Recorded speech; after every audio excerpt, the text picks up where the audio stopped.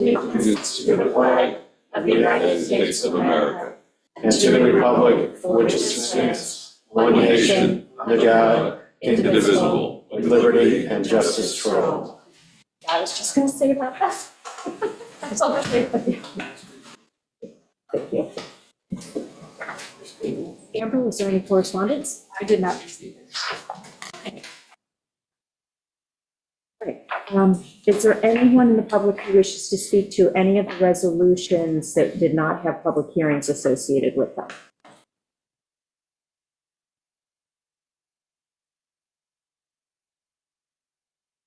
Okay, then we will proceed with resolutions. Be it resolved that the town board of the town of Shelter Island hereby directs that a public hearing shall be held on Tuesday, November 19th, 2024 at 1 p.m. prevailing time to hear any and all persons either for or against a local law entitled a local law to extend the moratorium on the processing and approval of dock permits by the town board, which provides as follows. In local law number 1 of 2024, imposing a 3-month moratorium, and local laws number 4 and 12, extending subject moratorium, requiring that no board, body, committee, official, or employee of the town of Shelter Island shall accept or review, continue to review, hold a hearing upon, make any decisions upon, or issue any permit or approved upon any application or proposal for any construction of a dock located within the town of Shelter Island is hereby extended for an additional 3-month period of time through February 23rd, 2024. Except as otherwise amended herein, all the provisions of local law number 1 of 2024 shall be extended for an additional 3-month period of time through February 23, 2024. Effective date, this local law shall take effect upon the filing with the Secretary of State pursuant to municipal home rule. And be it further resolved that the town clerk is hereby authorized and directed to publish the following notice of public hearing. The purpose of this law is to extend the moratorium on the acceptance and processing of dock applications by 3 months to afford additional time to finalize the amendment to the dock code. So moved. Second. All in favor? Aye. Motion carried.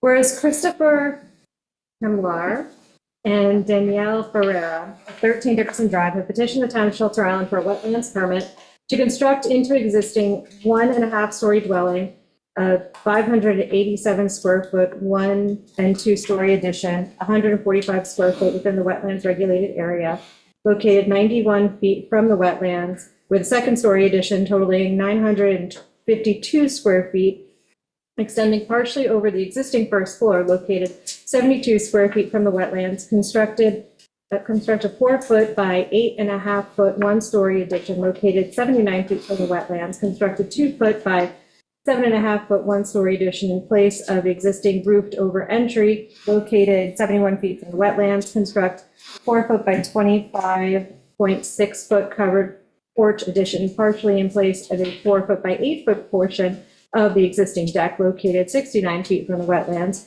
reconstruct in place an existing 4-foot by 12.1 feet attached shed located 67 feet from the wetlands, remove an existing conventional septic system from the vegetative buffer and install a new IA sanitary system consisting of a hydro action located 86 feet from the wetlands and 3 leaching galleys located a minimum of 100 feet from the wetlands, remove approximately 556 square feet of existing driveway surface from the wetlands regulated area, install a stormwater dry well located outside of the wetlands regulated area, and establish a 5-foot wide non-turf buffer along the top of the bank to be planted with native grasses in place of existing turf lawn, as per the plan submitted by Jeffrey Butler, last reviewed August 16, 2024. Now, therefore, be resolved that pursuant to Section 29-7 of the Code of the Town of Shelter Island, a public hearing will be held on Monday, December 16, 2024, at 6:02 p.m. prevailing time in the Shelter Island Town Hall, Shelter Island, New York, for all interested persons to be heard in favor of or in opposition to the proposed application. So moved. Second. All in favor? Aye. Aye. Motion carried. Whereas Anuja Gayer, 167 Ram Island Drive, has petitioned the town of Shelter Island for a wetlands permit to seek approval of already completed reconstruction of existing deck predated to the 2001 Wetlands Code as per plan submitted by Sherman Engineering dated December 13th, 2024. Now therefore, correct? December 13th, 2024? 23? Pull up. 24? Yeah, it can't be. That hasn't Yeah, happened. I didn't catch that before. I think it's 2023. Matt Sherman, you're on. This one's, I don't think he heard you. he's muted. Yeah, I heard you. I just got to look up to see what the date was, but I think it's 2023. I'm going to read it as December 13th, 2023, unless I'm corrected later. Now therefore be it resolved that pursuant to section 129-7 of the Code of the Town of Shelter Island, a public hearing will be held on Monday, December 16th, 2024 at 6:04 PM prevailing time in the Shelter Island Town Hall, Shelter Island, New York, for all interested persons to be heard in favor of or in opposition to the proposed application. So moved. Second. All in favor? Aye. Motion carried. Whereas Joseph Brantuck, on behalf of the Shelter Island Boatyard, 61 South Benedict Road, has petitioned the town of Shelter Island for permission to construct plus or minus 279 linear feet of vinyl bulkhead in place of the plus or minus 272 linear feet of existing timber bulkhead, including plus or minus 25 linear feet in place of existing plus or minus 25 linear feet, plus or minus 135 linear feet in place of, and plus or minus 6 inches higher than existing plus or minus 133 linear feet B, plus or minus 16 linear feet in place of existing plus or minus 17 linear feet C, plus or minus 66 linear feet in place of, and 12 inches landward of existing 50 plus or minus 58 linear feet D, and F/north and south sides of haul out slip, plus or minus 19 linear feet in place of, and 4 feet landward of existing plus or minus 18 linear feet east-west side of haul out slip, and plus or minus 20 linear feet in place of existing plus or minus 21 linear feet G. Excavate 2 12-inch times by 29 feet upland area landward of the plus or minus 29-foot sections of bulkhead being replaced, 12 feet landward DNF to a max depth of minus 4 feet mean low water, and use approximately 9 cubic yards of resultant earthen spoil material as backfill, extend existing 16.5 foot by 29 foot haul out slip 4 feet west, thereby creating 16.5 foot by 33 foot haul out slip by excavating 4 feet by 19 feet upland area between existing 18-foot bulkhead to be removed and prop plus or minus 19-foot vinyl bulkhead E located 4 feet landward to a max depth of minus 4 foot mean low water, and use approximately 30 cubic yards of resultant earthen spoil material as backfill. Replace 2 existing 30 plus or minus 32 linear feet wide flange beams, travel rails, and plus or minus 38 linear feet wide flange beam travel rails. Remove and replace plus or minus 12 foot by 24 foot portion of existing concrete slab west of haul out slip and install 4 foot by 12 foot steel pad. Remove and replace in place and plus or minus 6 inches higher existing 8 foot to 14 foot wide wood boardwalk landward of the plus or minus 133 linear foot bulkhead B. Remove and replace existing 3 foot by 5 foot wide wood boardwalk on north side of haul out slip D. Incidentally dredge 10 foot wide, approximately 2,539 square foot area adjacent to all replacement bulkheading to a max depth of minus 4 foot mean low water and use approximately 145 cubic yards of resultant spoil material as backfill and remove and replace in-kind and in-place adjacent curbing, parking area, and landscape wall as needed, as per plans prepared by Jeffrey T. Butler dated September 12th, 2024. And now therefore, be it resolved that pursuant to section 53-9 of the Code of the Town of Shelter Island, the town board hereby calls for a public hearing to be held on Monday, November 25th, 2024, at 6:02 PM, prevailing time in the Shelter Island Town Hall for all interested persons to be heard in favor of or in opposition to the proposed construction. So moved. Second. All in favor? Aye. Motion carried. I'd like to amend the prior Gayer resolution. The plans that were submitted by Sherman Engineering were April 29th, 2024. So the denial letter was, yes, but the plans are dated, yeah. So it will read April 29th, 2024. Yeah. Albert? Whereas a public hearing was duly held on Monday, October 7th, 2024, to hear any and all persons either for or against a local law entitled, a local law amending Chapter 133 entitled zoning to permit the voluntary merger of non-conforming lots. Now therefore be it resolved that the town board does hereby adopt local law number 14, 2024, of which provides as follows. Local law number 14 of 2024. A local law amending Chapter 133 entitled zoning to permit the voluntary merger of non-conforming lots. Be it enacted by the town board of the town of Shelter Island as follows. Section 1, legislative intent. The town board has determined that based on New York State case law, there must be a mechanism afforded to residents who come into common ownership of adjoining dimensionally non-conforming lots to be able to voluntarily merge them into one lot.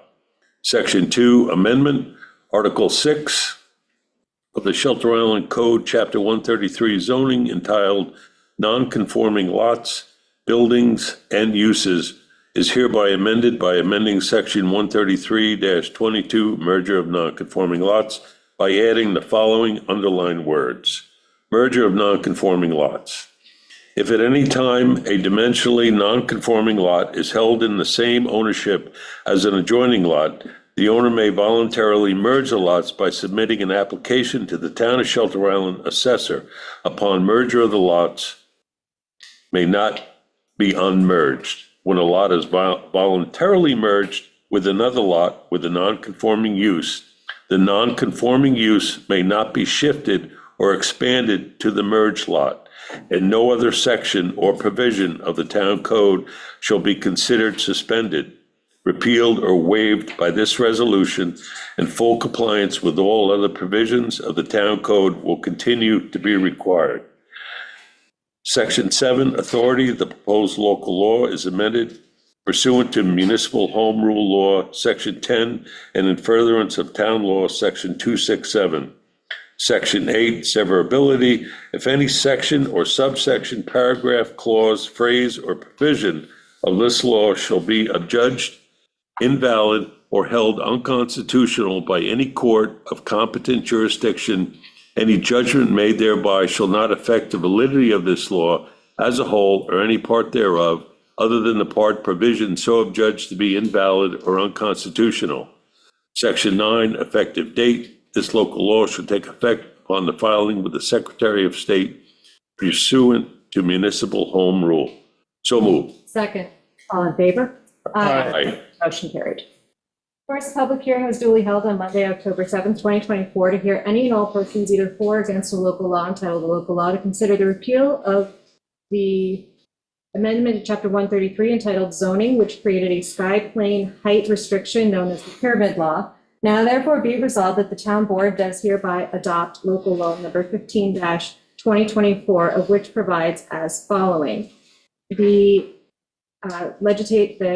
purpose of this law is to repeal the recently enacted pyramid law. So what it does is it goes through every zoning section that we added the sky plane to, and it removes it from the code, so it reverts us back to what our original zoning was. So, for example, 133-1, terms define word usage, it takes out the definition of sky plane. And then the next edit is that in each district, it removes the words "and all buildings and structures except for chimneys, weather vanes, and non-habitable spaces, cupolas, domes, and any lot shall remain within the sky plane of the lot." The entirety of this can be found on the website and the town clerk's office. So move. Second, all in favor? Aye. Aye. Motion carried.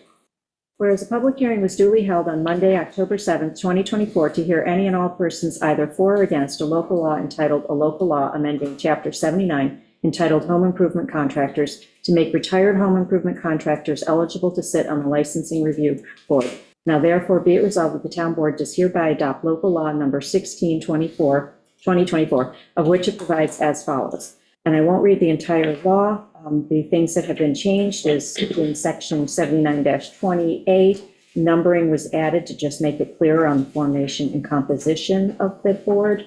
And number 5 was added or amended to read, "At least one member of the licensing review board shall be a current home improvement contractor who resides and has their place of business within the town, or a retired home improvement contractor who currently resides and has had their place of business previously within the town." The summary of the proposed law, again, is the purpose of this local law is to expand the pool of home improvement contractors eligible to be able to serve on the licensing review board. So moved. Second. All in favor? Aye. Aye. Motion carried. Whereas the town board of the town of Shelter Island, town board, has reviewed the application for the proposed building and site improvements at the Shelter Island Public Library located at 37 North Ferry Road in the town of Shelter Island, New York. Proposed action, and whereas the proposed action includes renovations to the existing 6,285 square foot library, a 5,830 square foot two-story building addition, and the expansion of existing on-site parking from 21 to 46 stalls, include 14 land bank spaces. And whereas pursuant to Section 60-12B3 of the Town of Shelter Island Town Code, actions involving parking facilities and other facilities with the need for an associated parking area for 20 or more cars would be classified as a type 1 action. And whereas pursuant to Section 60-12B3 of the Town of Shelter Island Town Code, the town board has reviewed the proposed action and has preliminarily determined that that same is a type 1 action. And whereas pursuant to 6 NYCRR Part 617.6B3I, coordinated review undertaken by the town board on September 25th, 2024, with the following involved agencies and interested parties: Town of Shelter Island Building Department, Town of Shelter Island Planning Board, Town of Shelter Island Conservation Advisory Council, Suffolk County Department of Health Services, Offices of Wastewater Management, Suffolk County Department of Health Services, Office of Water Resources, New York State Department of Environmental Conservation, Dormitory Authority of the State of New York, Suffolk County Planning Commission, New York State Department of State, and whereas during coordinated review, there were no objections to the town board serving as the lead agency. Now therefore be it resolved that the town board hereby designates itself as lead agency pursuant to the implementing regulations of the State Environmental Quality Review Act, SECRA, specifically 6 NYCRR Section 617.6B3 with respect to the above described proposed action. So moved. Second. All in favor? Aye. Motion carried. Whereas Thomas Cook and Selena Zado have applied for a rebate from the town of Shelter Island under Chapter 88 of the Shelter Island Town Code to install a low nitrogen sanitary system for property located at 146 West Neck Road, Shelter Island, New York. And whereas the Water Quality Improvement Advisory Board, WQIAB, has reviewed the project and recommended a conditional rebate of up to $16,000 to be awarded. Now, therefore, be it resolved that the town board hereby adopts the findings of the WQIAB and approves the applicant for a conditional rebate of up to $16,000 in eligible costs upon completion of the project and subject to the applicant's compliance with and completion of all terms and conditions of the conditional rebate agreement. And be it further resolved that a copy of this resolution shall be given to the WQIAB and the building department. So moved. Second. All in favor? Aye. Abstentions? Aye. Motion carried.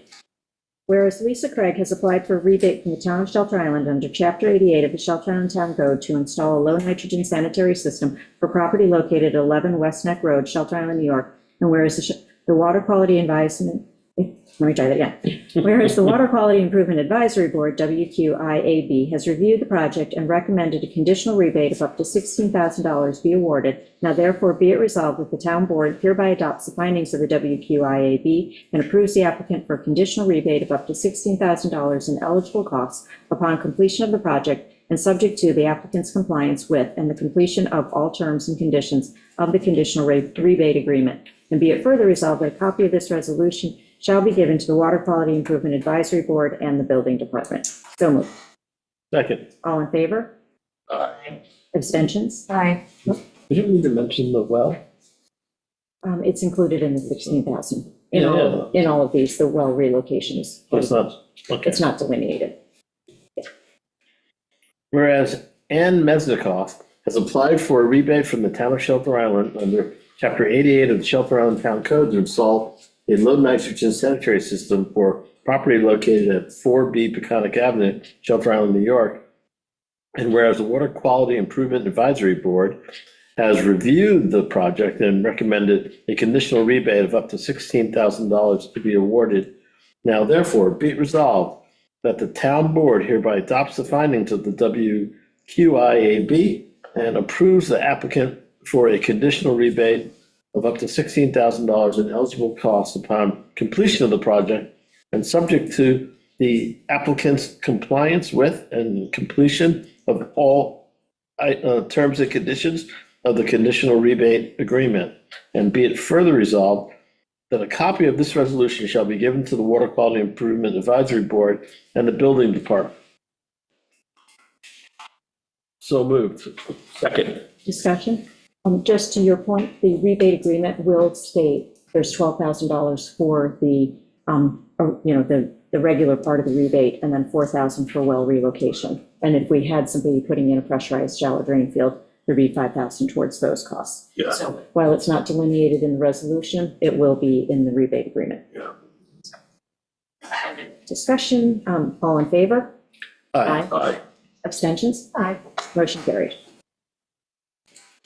Whereas Shelter Waterfront Associates LLC, care of Ken Tropin, 1C Sylvester Road, have requested to extend permit number 37454 issued December 13, 2023, to remove existing 8,000-pound boat lift, install new 8,000-pound boat lift in kind, in place, as per plans submitted by Costello Marine, last revised June 23, 2023.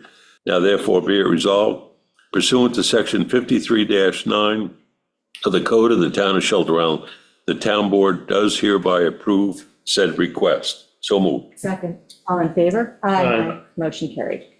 Be it resolved that Michael Colligan is hereby appointed to serve as a part-time fit aide effective November 1st, 2024 for the Recreation Department at the rate of $17 per hour and on-call as needed fit aide for the Recreation Department at a rate of $17 per hour retroactive to October 23rd, 2024. So moved. Second.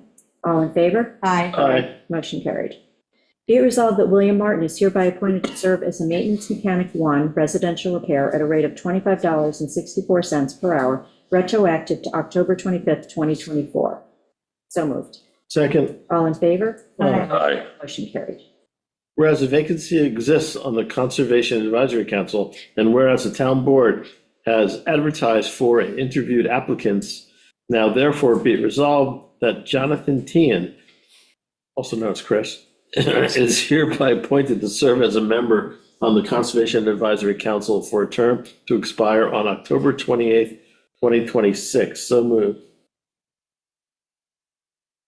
Second, and discussion. I saw this obviously on the resolution. I was unable to attend the meeting when we had an executive session to interview the candidates. I wish I still was able to be a part of the discussion in this appointment.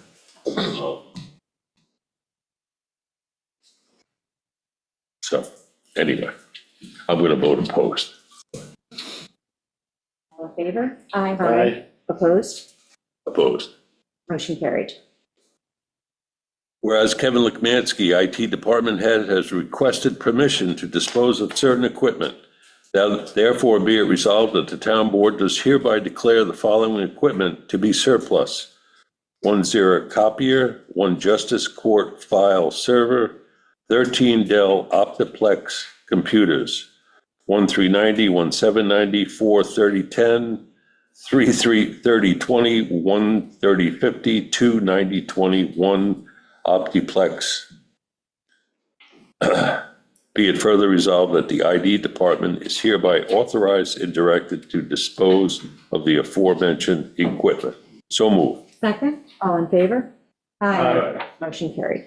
Be it resolved that the supervisor is hereby authorized and directed to execute the First Amendment of the contract law number 2AG-083 between the town of Shelter Island and Suffolk County for the nutrition program for the elderly with a term to expire January 1st, 2024 through December 31st, 2024. So moved. Second, all in favor? Aye. Motion carried. Be it resolved that the following budget transfers are hereby approved. 1,000 from DA 5140.447 outside contractors to A 1490.425 non-highway tree maintenance, 1,500 from DA 5140.489 equipment rental to A 8160.408 repairs and maintenance, $1,000 from A 8160.438 processed concrete purchase to A 8160.439 demo concrete out, 1,000 from DA 5140.447 outside contractors to A 8160.497 professional services, 1,500 from A 6776.422 Silver Circle meals and snacks to A 6777.433 AAA membership, $500 from A 6776.422 Silver Circle meals and snacks to A 6777.422 Senior Center meals and snacks, $3,000 from the A 3150.100 jail attendant account, $2,081 A 3120.200 jail equipment account, $1,500 from the A 3120.400 PD maintenance account, $5,000 from the A 3120.482 PD gas and oil account, all to go to 3120.100 PD overtime. So moved. Second. All in favor? Aye. Motion carried. Be it resolved that the following 2024 budget revision is hereby approved. $257 increase to the 2024 A2680 insurance recovery revenue account to be funded by the reimbursement check from Epic Insurance for the deletion of the 1984 privateer patrol boat, and $257 increase to the 2024 A1910.400 unallocated insurance. So moved. Second. All in favor? Aye. Motion carried. Be it resolved that the following budget modifications is hereby approved. $10,300 increase to the A2770D unclassified revenue police auction, and $10,300 increase to the A3120.400 police maintenance to be funded by the check received from the auction of the 1984 24-foot privateer with twin Honda outboards. So move. Second, All in favor? Aye. Aye. Motion carried. Be it resolved that the supervisor is hereby authorized and directed to expend the sum of $348 from the DA 5140.447 Highway B&W outside contractors to GIR USA, Inc., 548 Market Street, 2601, San Francisco, California, 94104 for the annual GIR W150 SaaS software for the period of 11/1/24 to 10/31/25. So moved. Second. All in favor? Aye. Motion carried. Be resolved that the supervisor is hereby authorized and directed to expend the sum of $2,998.80 from the A 1330.476 tax receiver computer and software account to Edmunds GovTech for tax collection maintenance. So moved. Second. All in favor? Aye. Motion carried. Be resolved that the 2024 general claims numbered 1909 through 2061 in the amount of $160,456.74. The 2024 highway claims numbered 250 through 274 in the amount of $25,027.19. 2024 Community Preservation Fund claims numbered 22 through 23 in the amount of $3,775 are hereby approved for payment as audited, and the supervisor and/or any town board member is hereby authorized and directed to sign the approval for payment of same. So moved. Second. All in favor? Aye. Motion carried. Yeah. That concludes the business part of our meeting. We will now move to public hearings. And the first public hearing is on the application of Patrick Loftus Hills and Conan Town, 169 Ram Island Drive. Amber, if you could read the public notice. 6:02 PM prevailing time on the application of Patrick Loftus Hills and Conan Tam, 169 Ram Island Drive, for a wetlands permit to remove and dispose of approximately 248 feet of existing bulkhead, construct 147 feet of bulkhead, construct a 22-foot and 33-foot return for a total of 202 feet. New bulkhead will be approximately 9-foot elevation, supplying a stall, 1 to 3 ton stones under 2.5 tons per linear foot along the toe of 147 foot bulkhead and down the 22-foot return. Construct a 10-foot splash zone landward of the bulkhead using approximately 90 tons of 20 to 50-pound stone. Stone will be placed on filter fabric. Construct a 68-foot rock revetment with a 78-foot return consisting of 1 row of 1 to 3 ton stone. Approximately 15 feet of revetment must be angled to allow boat trailer access. Construct a 110-foot stone retaining wall.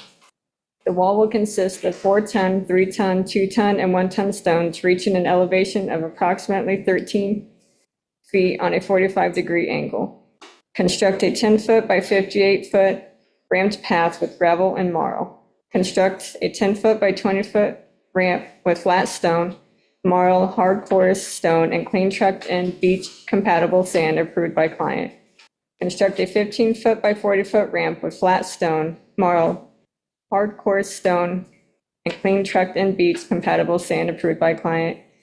Construct marine stairs 6 foot by 30 foot, 180 square feet. Construct a 24 foot by 34 foot by 18-inch ramp sand path. Construct a stone slope varying 3 foot to 12 foot wide by 76 foot long. Vegetate approximately 2,903 square feet area with shore planting as per plan submitted by Costello Marine Contracting, last revised April 15, 2024, which will now be October 25th. First report we'll have is from our environmental consultant, Teresa Mason. She is on Zoom, so if you'd like to present your report, Teresa. Hi, good evening. Teresa Mason for the record. Again, I have prepared a advisory report dated September 26th. It outlined the project description as well as identified the site conditions, specifically that the parcel fronts on Gardiner's Bay, and that the town recognizes the need to reconstruct a bulkhead at that property. However, the report does recommend project modifications. Specifically, we had some very big concerns regarding the lowering of the elevation in order to create the stepped beach area landward of the proposed revetment. We also recommended that maybe instead of a revetment and bulkhead, it should be just reconstructed as a bulkhead with some scattered stones as tow armor, not necessarily a line, as that can deflect wave energy to the east and west, and then also scour the bay bottom immediately seaward of the bulkhead and stone tow armor, which could have adverse impacts on the eelgrass bed that is immediately seaward of the project. So based on my review, I had recommended this be considered a type 1 action pursuant to SECRA and Chapter 60 of the Town Code. And we did commence SECRA on that and sent out lead agency referrals. And the lead agency referral response date is November 7th. So the board can't act on the application or assume lead agency until after November 7th. But again, my report mainly recommended some project modifications in order to have less of an impact on tidal wetlands and the eelgrass beds in close proximity to the property. Thank you, Teresa. Next would be the planning board report, and I don't see anyone here from planning board, so do you have it, Amber, to read? If not, I do. I have everyone else's, just not this one.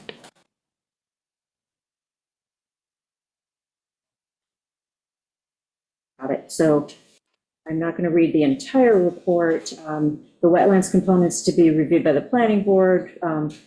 There were 9 items listed, which Amber had read earlier in the resolution. The only one that has changed was number 6, construct a 6-foot by 30-foot marine stairs, which was 180 square feet. In the most recent resubmission that we got, that has been reduced to less than 100 feet.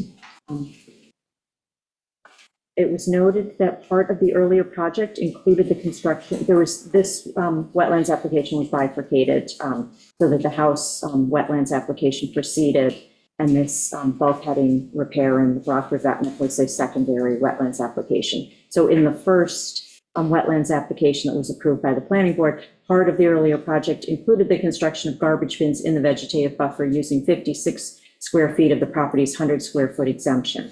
So currently, there's only 44 square feet remaining after the construction of the garbage bins.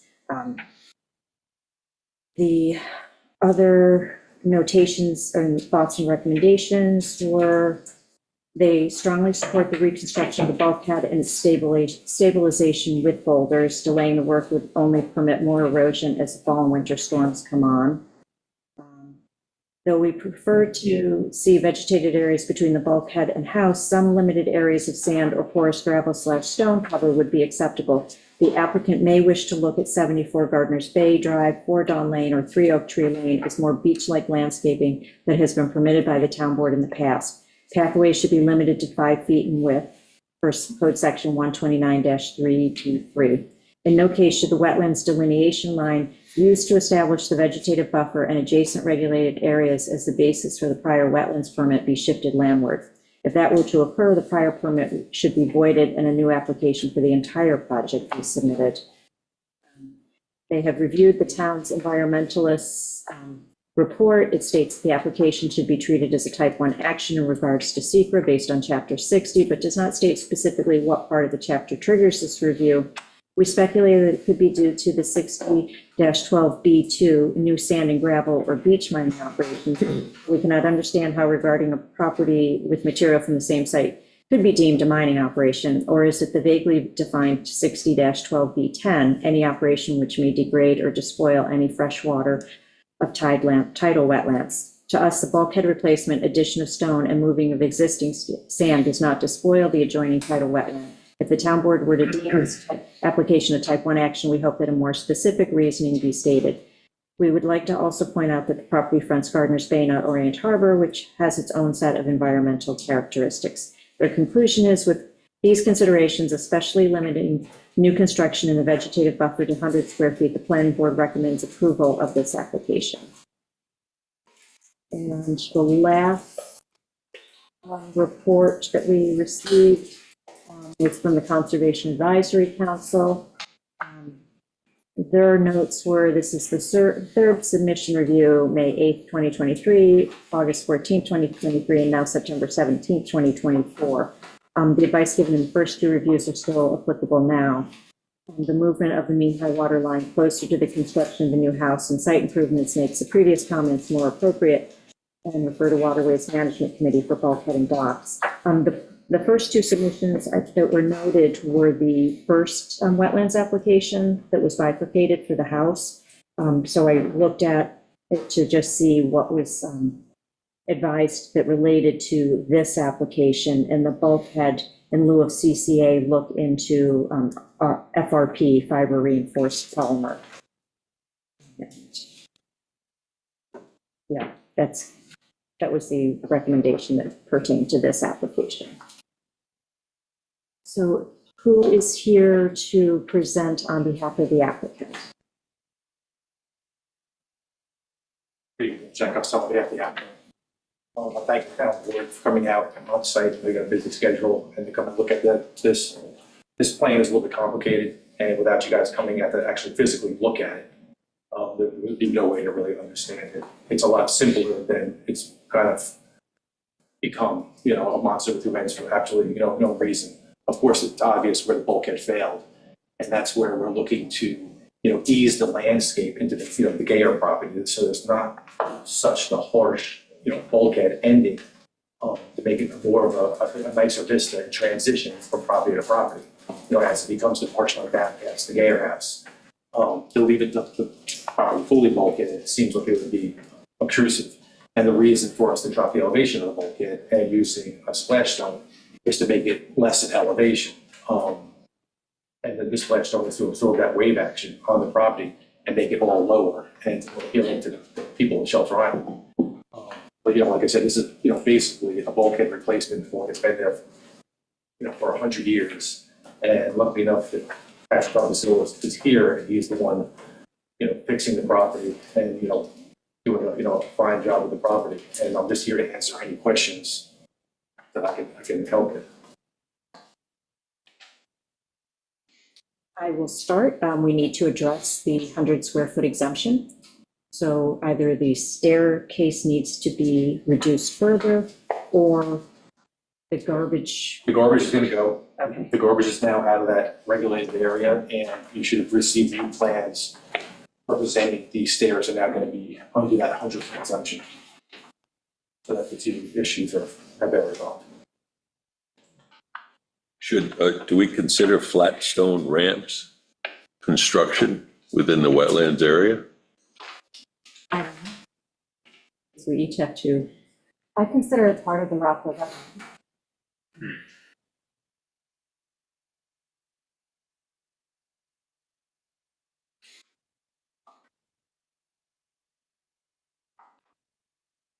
Try to design the whole thing in a way that would all be part of the property amendment, and it would all be retained. That could be used without adding additional stairways and or obstructions in the regulated area.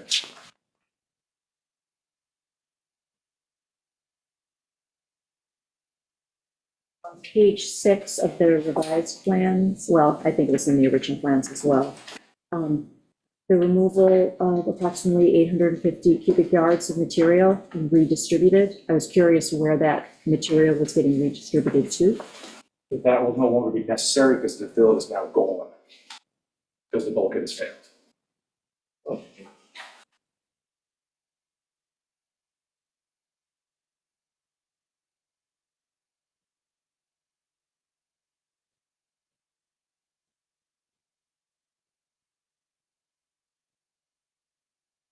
Material for the bulkheading, CCA. The piling will be CCA, the stringers will be CCA. The armor on the front will be green heart. That's going to protect the vinyl sheathing. The cap will be aluminum. The only thing that's, the stringers and piling are the only thing to be CCA treated. And that I feel is the best material to be used in this situation. vinyl sheathing. Basically, the major square footage of it and the surface area will be untreated.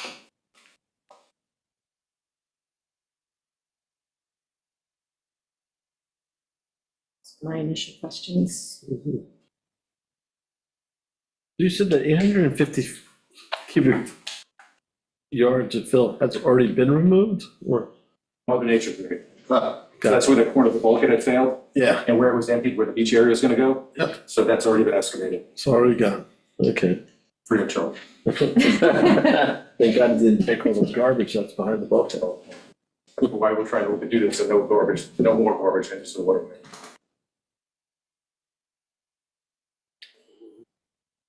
I don't have an issue with this. I think using the rock revetment is a more natural way to handle the transition from the bulkhead to the beach.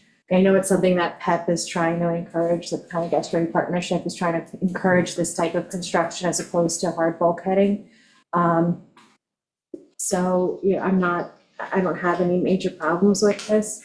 And, you know, it's, in some ways, it's fortuitous that the bulkhead broke, because now we can see all the debris that needs to get cleared out from behind it that they used behind the original concrete bulkhead, And it so. was shocking. Yeah, and you can actually see the way Mother Nature wants to do what you're proposing here by taking out that corner of the bulkhead. Naturally, now you're kind of left with this formation. And most of my comments have already been addressed, that 100 square foot, if you remove the trash, you can have your walkway. That was really the only things I had. I had some comments in regards to Ms. Mason's note. And she had mentioned wanting scattered boulders in front of the bulkhead, but that is already like a naturally occurring formation there. But it's a very rocky shoreline, already has a lot of natural boulders just scattered throughout in front of the bulkhead, which is why I think it probably lasted as long as it did. So I didn't necessarily see that as a concern for me, because it's already there. Jack, there's an awful lot of construction here. I know you're minimizing it, but there's an awful lot of construction. I mean, the bulkhead was, what was it, between 11 and 13 feet high, and then you're cutting the grade down remarkably. You have stone ramps going in, you're creating a beach area. I mean, there is a lot here that normally we kind of frown upon this much construction within the wetlands area, don't we? Yes, we did. And just for me, reading our environmental planner's report, the area is partially located within the FEMA flood zone, partially seaward of the coastal erosion hazard area. Retaining walls are not permitted within 75 feet of wetlands, as per chapter 133-12F. She asked for the abandonment of the beach construction. Calls for not using CCA, but alternative material. Like Greenheart, is there any other alternative materials that you use within the wetlands? Well, the CCA treated pine is something that we control within this country. Going into the rainforest and dragging out greenwood is something I'm against. Other townships have adopted that, and I would strongly suggest that Shelter Island does not get involved in the elimination of CCA treated lumber and using greenwood. East Hampton's done it, Southampton's done it, and I don't really see the environmental advantage to doing that. And like I said, it's a very low percentage of the square footage of the project. We're using Greenheart armor to protect this plastic wall. We're only using CCA treated stringers and the piling, because I feel they're the best renewable resource that we can control within our budget. Stone retaining wall installation to accommodate the proposed change in elevation between the man-made beach and the existing topography. This very well might result in heightened vulnerability for storm damage and erosion. That was just her opinion. Issuance, she also called issuance of any permit for the property should be conditioned upon establishment of a covenanted wetlands preservation area covering all on-site wetlands, buffer extending 75 feet landward.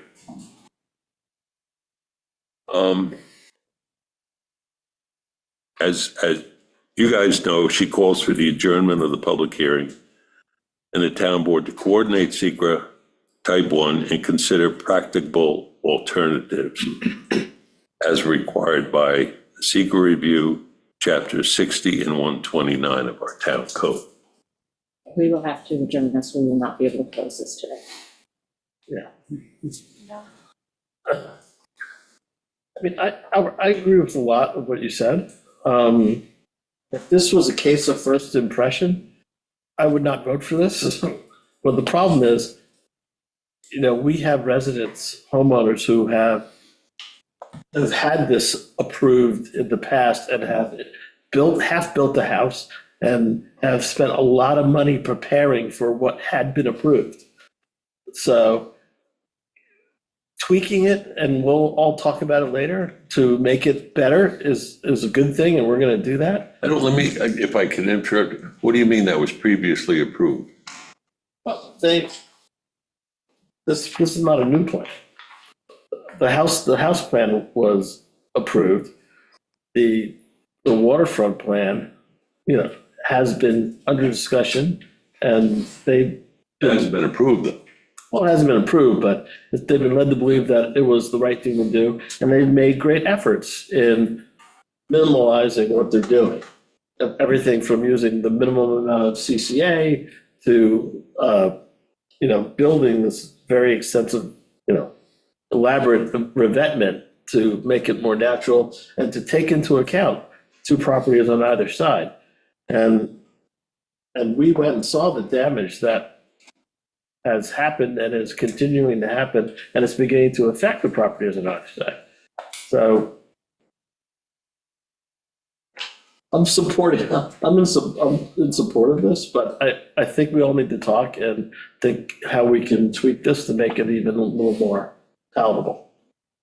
Yeah, and this is not the forum for us to decide. This is a forum for us to ask questions of the applicant and allow the public to ask questions. Yes, sure. Sorry about that, Amber. No, it's okay. I just, we're getting a little off on here. Discussion's always a good thing, isn't it? No, it is, but this is also a public hearing, so it's our opportunity to ask the applicant, because once we go back to a work session, then we're done asking the applicant. So, like, is there something you wish to, you know, do you wish to have the applicant come back with an alternative plan in some fashion? Yeah, I would like that. I mean, am I the only one that asked for that? I don't think so. Well, it depends on what's your idea of an alternative plan. I mean, to minimize the amount of work that's there. I mean, usually don't we try to minimize the amount of work within the wetlands area? This is completely regraded. It's really extensive amount of work across the face of the property. Remember the failing bulkhead. You also have to remember the failing bulkhead portion now. Yeah, I was going to ask, would you recommend then just extending the bulkhead for the entirety of the property? Because Teresa did put in her report an alternative with, just find it here. Yes, to extend the bulkhead all the way across. Right, yeah, Which with the is- exception of a 4-foot wide pervious pedestrian path and access stairs as well. Just find, Along with That's the the, least attractive yeah, solution. along with like a davit to let people put their Yes. boats down in the water, which, yeah, that's just. And that would just be more bulkheading. More- The rocks are inert. When we were changing that, you know, when we're Yeah, changing it over, we're going to really an inert substance. I mean, less bulkheading there, the better as we transition to beautify that vista. It just seems like a lot of effort to, you know, make it more minimalistic, really. I mean, I know it seems complicated on the plans, but this is really a minimalistic approach. And now the beach is already that area that is there now. Right. You know, now we have to retain it. It's created itself. Yeah, absolutely.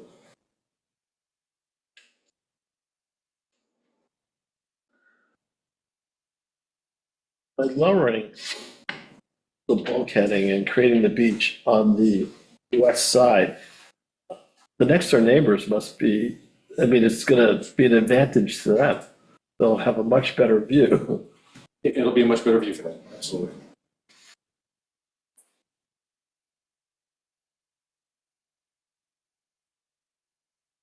Did you submit a bulkhead permit application? Yes, You did. yes. Is it heard by the WMAC yet? It went to them. I had the WMAC on site, everybody except for Bill. This is before the change. This has been going on for a couple of years now, Steve. And I had, you know, Mike and Mark Ween, James Eklund, Al Laredo, you know, all on site, and they were very much in favor of approaching it this fashion. At the time, there were 7 members. I think Bill was the only one I actually didn't physically take to the site, and I had a very good response from them. But the board overtook this application. So the Waterways was aware of it, but it never went to a vote to them, I don't believe. They recommended repair of the bulkhead. Yeah. We pulled it in as a wetlands application as opposed to a bulk. No, I know, but you, In fact, you it's sort of already- need both. They recommended immediate repair of the bulkhead here. Wait, I have the I reports. thought he originally submitted 2 years ago, and then they said, no, it needs to go to wetlands. So then they submitted it to planning board. Well, we got Yeah, no. position. No, I know, but the way the town code's written, you still need it, but, because the bulkhead could get rid of the wetlands, but, you know, the wetlands can't get rid of the bulkhead, but the bulkhead should just be ministerial with the WMC. Like, it's still pending? No, originally it went and it was removed from that. It went to the WMAC. I did all the site inspections with the entire, excluding Bill, when they were looking there. And then it was moved on to the town council. I'm not the one that dictated that. I believe the WMAC was like, the town board just took this over, because now it's a wetlands application and kicked it to us. All right, we'll talk offline, but I don't think they can just give it to you to take over. There's a separate section of the code that says you shall get a bulkhead permit. So you can have a bulkhead and have a companion wetlands permit, but I don't think you could just get rid of having the bulkhead. This isn't doing all of that at one time, because I thought we were doing concurrent review. Correct, but you still have to get the bulkhead permit, which again, if it's under the umbrella of this, we just gotta clean up the language and include it in the resolution. All right, well, Also, on September 9th, the WMAC gave a comment in their report to the town board. And it says, WMAC requested that the town board expedites the wetlands application review for 169 Ram Island Road, as the current state of the waterfront property endangers the environment. No, That's their I'm just saying from a procedural perspective, we'll just have to shoehorn it into this approval. Okay. That application was made. sorry, you need to come up, You can, you need to come up to and identify yourself. Patrick Loftus-Hills, the applicant, the application was made for both, the fees paid for both. okay. I just wouldn't be that, I don't know how you're considering it, but. No, we'll make it work. I just wanted to make sure that there was something. Is there anyone in the audience who wishes to speak on this application?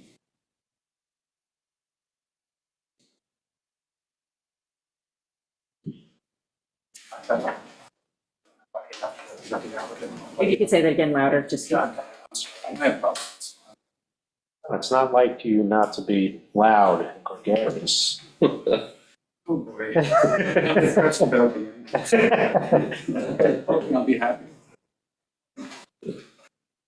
Just a quick technical things. I don't want to go past it. The DEC and the Army Corps looked at this. The DEC gave it an unlisted action. Under 6 NYC RR 617, 5C 11 and 12, it's all part of a single family residence. I think it's a type 2 action. So there's no need for referrals here. The DEC gave their approval. Army Corps, which is not in the state, referral system, doesn't need any referral. It's not a type 1 action. And you can't, and your counsel will tell you that you can't take something that's in the state type 2 sections and make it a town type 1 or an unlisted. So I tell you that because there's no need for further seeker review at all. And then I guess just the only thing I would say was that we do have, I have the resolutions here, but there were, the board has dealt with this before on the 4 Dawn Lane and 74 Gardens Bay Drive. Teresa objected to the establishment of the beach area landward of the bulkhead. She's saying it's contrary to past practice of the board. Actually, it's not. So it's, as the planning board pointed out in its referral. I think we did everything we could to conform with the planning board's reports. We took out the garbage area and we minimized the, I just have those other, for the record, I just have those other addresses, approvals. John, I beg to differ if I could interrupt.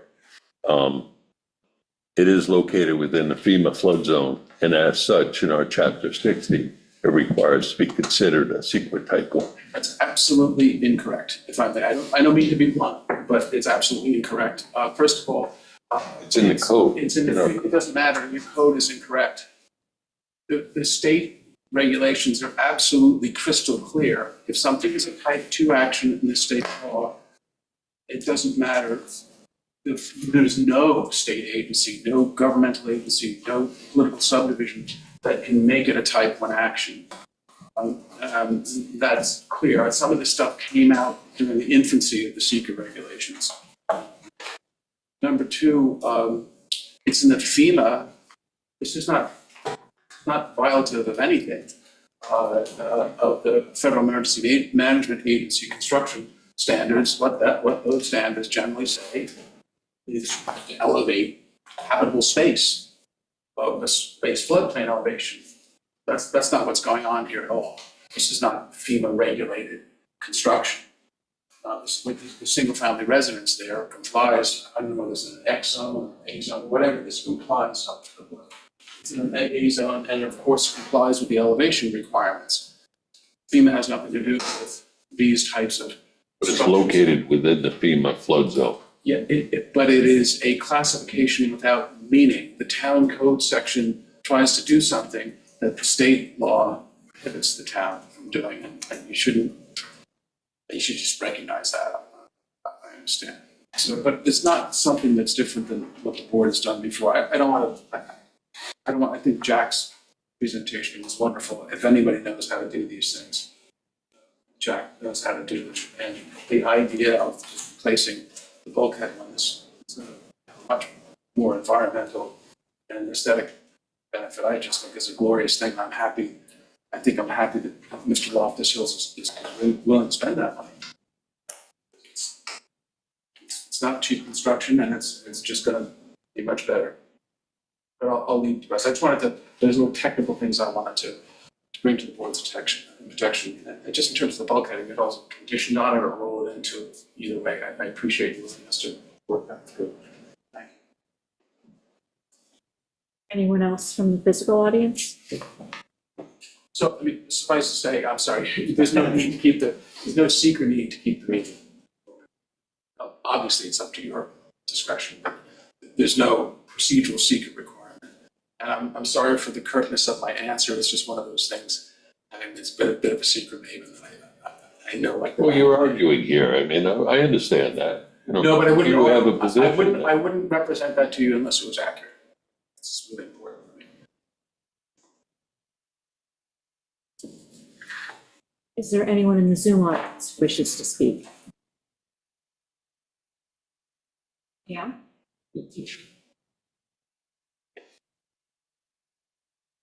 Yeah, hi. I have to disagree with Mr. Bennett. Our town code says, and the state law says, that the towns and municipalities can name anything they'd like as an action to consider as a type 1 action. Now, we may argue that this isn't under the FEMA flood zone, but it certainly is an area that may degrade and despoil the wetlands, which is 60-1210 of the town code. I agree with Ms. Mason that this is a type 1 action. It needs further review. I did not see a full environmental assessment form in the package, which is required even as an unlisted action. And the DEC permit for water certification has a totally different description of the project that's presented to you now. So that permit has now been, needs to be modified in some way. And the DEC also wrote a negative declaration on this project originally, but the parameters have changed. And no one's seen that negative declaration from the DEC. So I would also request that this public meeting be adjourned.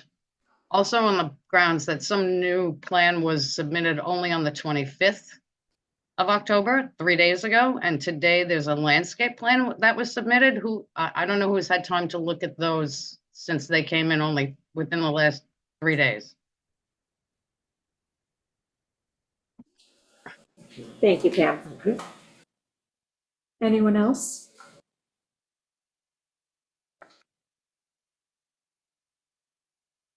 Okay. Hi, I'm Aiden Cronin with Michael Van Valkenburg Associates. I just clarify about the landscape plan being submitted.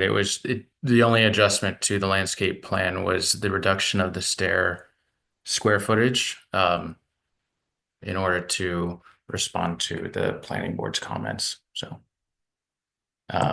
otherwise, I think Jack did a great job of explaining our intentions and the client's intentions to improve the character of the shoreline in this location in order to better align with the local character and context while still providing the benefits of a bulkhead and also a more relaxed shoreline that emulates a natural condition more accurately. And sorry, this is Paul Seck. I work with Aiden Landscape Architects. The one reality, we do waterfront projects throughout the US, and I know every jurisdiction is different, so I'm not going to step my toe into that.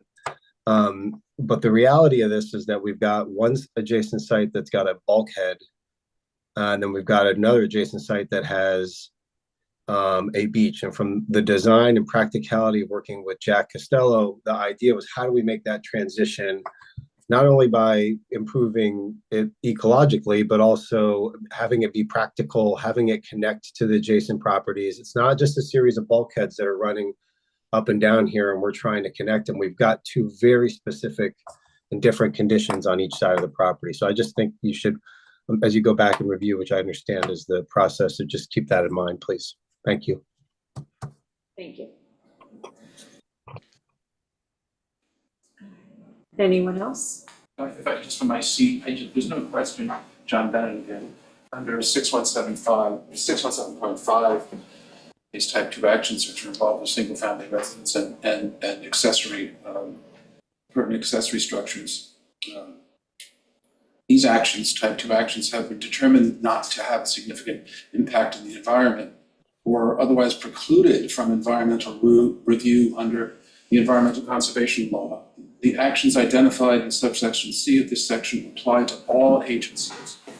So once the state, in their wisdom, have decided that something is a type 2 action, that's the end of the story. And under this previously cited sections, these are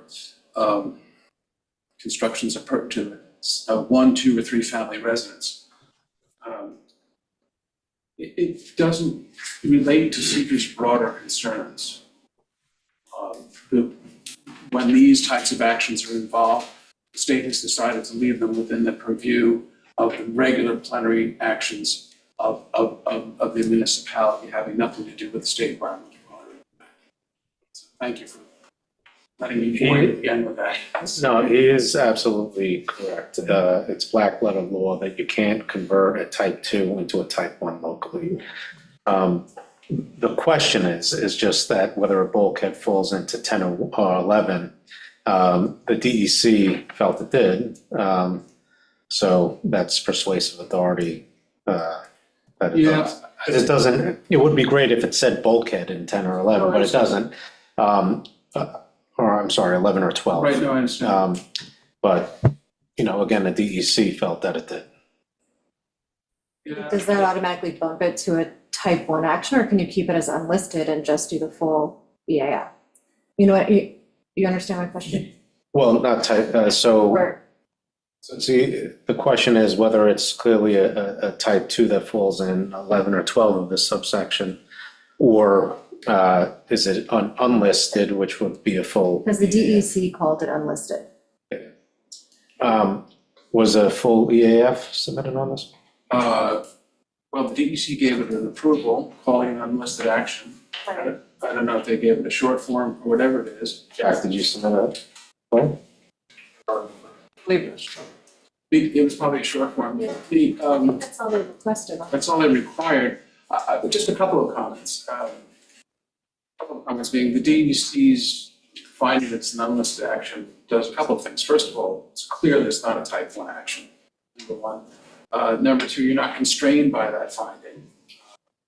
That's the DEC, it's not their regulatory arm, but that's just somebody in Region 2. It's not a lawyer. It's considering as a type 2 action, may not even know the list of type 2 actions. I'm not terribly persuaded by that one way or the other.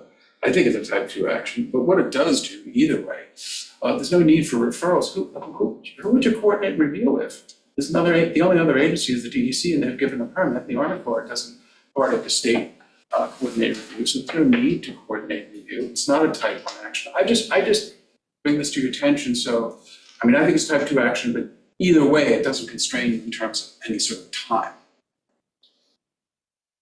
You can make a finding that it's an unlisted action and in the resolution, given a negative declaration, which people do all the time. I don't even think you need to go there. I think it's a type 2 action. No, but if they did, wouldn't they need the full EAF to make that determination? My position would be that you don't need the EAF, but if it was an unlisted action, I think you could get by with the short form. All the information that would be included in a more extensive EAF is included within the action and the plans. You'd just be reciting the manner of the construction, setbacks from wetlands issues, linear feet of the construction, all that sort of stuff is there for you anyway. I mean, what's a long form EAF going to tell you? Other involved agencies, DEC, Army Corps of Engineers, it's already in there. It's going to talk about time. It'll have questions like time for construction, number of years. Well, it's going to be, 4 or 5 months probably at the most.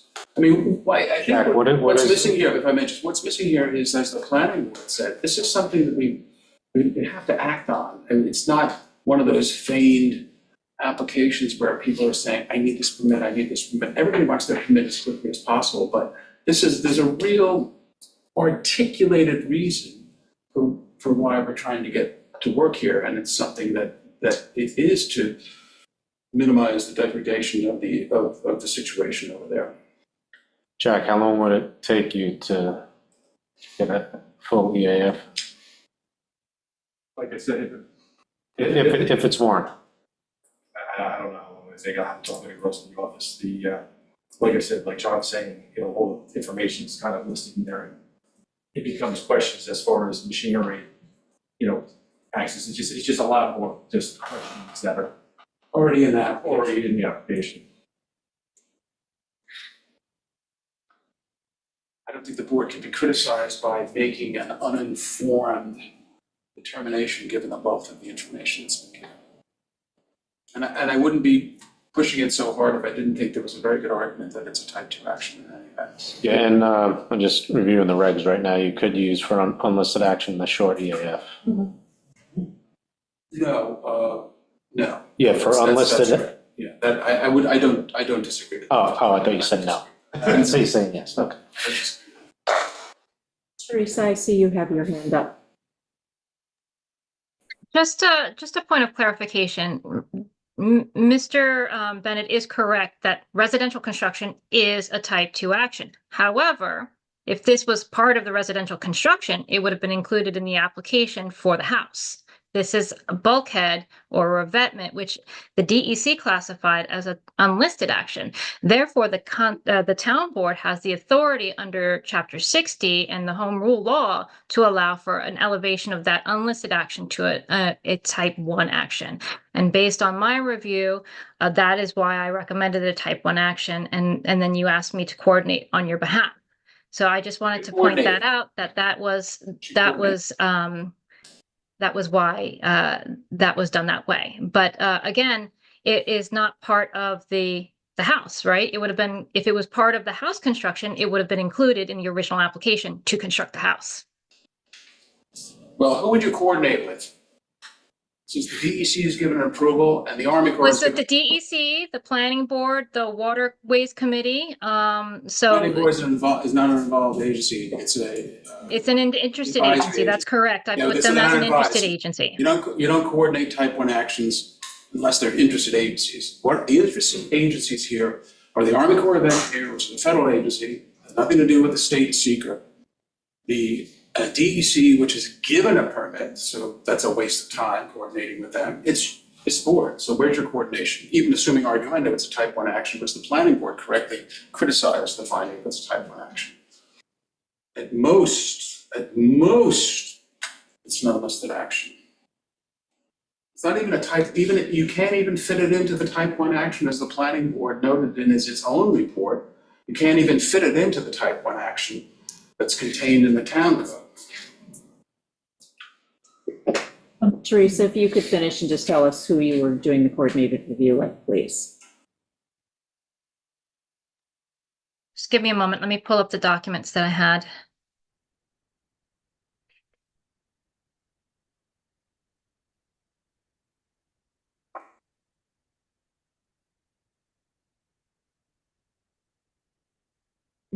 Was DEC, CAC, Planning Board, and the Suffolk County Planning Commission.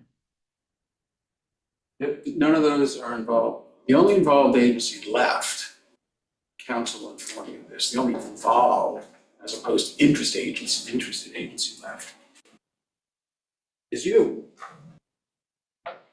So you don't coordinate to interested agencies because they're not part of the coordination process. The coordination is required to go to involved agencies, i.e. giving a permit, not advisory agencies. Who's getting a permit here? Army Corps, not part of the state system. They gave the permit. DEC already gave their permit. They found that it was an unlisted action. I disagree, but certainly it's not a type 1 action. So who does that leave who's giving a permit? You folks. Why are you coordinating? That's a meaningless coordination. You coordinate with people who have already given permits. You don't do that. Why was this bifurcated in the first place? Well, please. Patrick Loftus, the applicant. It was bifurcated because we were in the DEC getting questions, and the person on the screen was correct in that we had to change a number of the items in the application to comply with DEC requirements. The DEC process was ongoing and we wanted to build our house. So we bifurcated the application so we could start to build our house because the DEC did not approve after it took 2.5 years with the DEC to get from application to approval, which happened in December last year, which was after we got the approval to build the house. We would love to have done it all as one, but we weren't going to wait for the DEC forever. We wanted to start to build the house. We'd already taken 3 years at that point. This is why when people say to me, I'm going to put in the house permit with the dock permit, I say, no. Just put in the house permit first and then take the application for the dock because you'll be waiting a much longer time. That's just a very common thing. There's no subterfuge or 3-card Monte going on here. It's just the way people do it. Because but my primary goal in this is to let you know that you're not constrained, you can act. And that's what we're asking for. But say if coordinated review is unnecessary, as you Which said, is? which, yeah, speaking hypothetically. Okay. Then if they take the, Teresa's recommendation that it's a type 1, then they're gonna have, then you have to submit the full EAF. I just can't find I'll just refer you to your planning board's comments about the fact that it's clearly not a type 1 condition. It's not some significant disruption of what's going on. It doesn't meet even your own code section for the type 1 action. The mere fact that it's in the flood zone. Well, there's 2 sections, unfortunately. There's one, if it degrades or despoils, the wetlands. So that's not happening. So, those But are that's not- those are 2 triggers in our code. So, I mean, but I don't think anyone suggested that that's happening. As a matter of fact, we're coming up with a much better situation. Yeah, the situation as it exists is creating, spoiling the wetlands. Thank you. Thank you. But the coordinated review, the interested parties are important because there are local committees that, have a lot of knowledge. We like to hear from them. Yeah, but We have heard from them. yeah, you have heard from them. So you, in effect, and I'm pretty confident I'll stand uncorrected that coordinated review amongst involved agencies, permit-giving agencies. I agree. I mean, I guess the question is, was there any consideration which we would love to giving a permit this evening? If that's the case, thank you, because that's helpful. If that's the case, why don't we just provide a long form EAF? I think that might give council more comfort. Call it either, unless they're type. Unless the- It's a long form EAF, and Jack, your firm and my firm can coordinate. Most of the stuff will be technical answers that you can provide. And we'll just submit it to council as quickly as possible, if that's all right. I think that leaves that, legal concern, you get rid of that, correct? Would that be able to be submitted by November 19th? Oh, yes. That's your next meeting. To be decided yet. Oh, okay. But yeah, I'll talk about it. We'll all talk.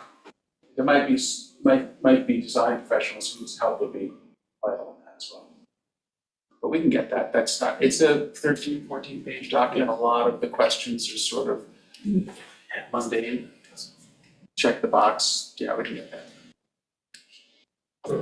Yeah, that sounds like a good, from my perspective. It's helpful. I mean, you mentioned before that we couldn't be criticized we get criticized for everything. So. It doesn't matter what. It'll be nice to have the long form EAF. Consider that. Are there any other comments from the public? What was the date that was being submitted by? I was going to suggest November 19th. That is a town board work session, but we have a special hearing scheduled for that day in order to adopt the budget. So because the bulkhead is failing and not wanting to drag this too far into the winter for the applicant, depending on what gets decided, to try and help expedite this. So rather than waiting until Monday. 18th? I was saying the 18th. So we can look at it? Yes. We get it Yes, by- I mean, first I want to get the date Yeah. we're going to Yeah. actually adjourn this until.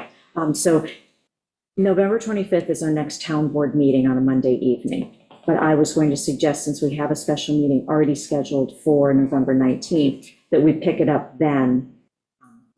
Because if we don't close the hearing until November 25th, December 16th would be the earliest we'd be able to pick it up again. And I just feel like it's crunching it too much. It will probably be December 16th anyways that we would be able to do a resolution, but at least the 19th keeps us moving. And that was the 25th, you have a question? I know that's pushing things back. Because we'd have the public hearing on the 19th, and then we'd be closing it. We would not have a town board work session in order to discuss it and decide. Oh, my mistake. I thought you were going to consider Could we close it so for written But then submission? In this one, I wouldn't, John, Okay. just, Yeah. they might have some questions that arise out. I don't think it would be wise. No, absolutely. But, you could consider a special, right? To expedite it, a special town board meeting? Possibly. I mean, I don't want to make any promises. If we just at least expedite it to some extent and then keep stepping through the I process. really appreciate that. Thanks. It's the rest of the board. I'm okay with that. I'm okay with that. Albert, Thank you. I'm sorry. are you okay with that? Yeah, it's all right. Thank you. Pam, I see your hand is raised. He wants that guy. Oh, yes, I just want to mention that this is also in a coastal erosion hazard area of Shelter Island. And as I know from the neighbor to this property, it is very treacherous. And because it's in this coastal environmental hazard area, it's going to require a coastal permit under the coastal law as well. So I just think that the right thing to do, because the coastal erosion management permit provides written approval from the DEC, which I don't believe that this applicant has acquired yet. And that's under the state law 6 NYCRR Part 505. And I would ask the board to take a look at that law in conjunction with the secret law. And absolutely require a full EAF to be submitted before doing any more action on this project. Thanks. If this were a virgin piece of property, I mean, I might agree, but there are existing structures out there now, which we're trying to ameliorate the negative effect of.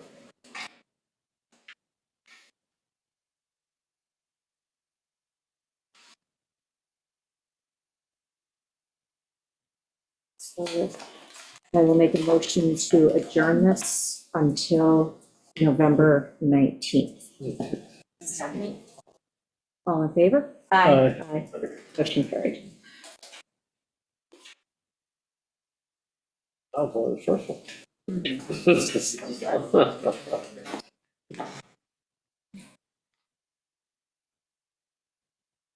Okay, so the next public hearing is on the application of David Lopez, 64 Gardner's Bay Drive.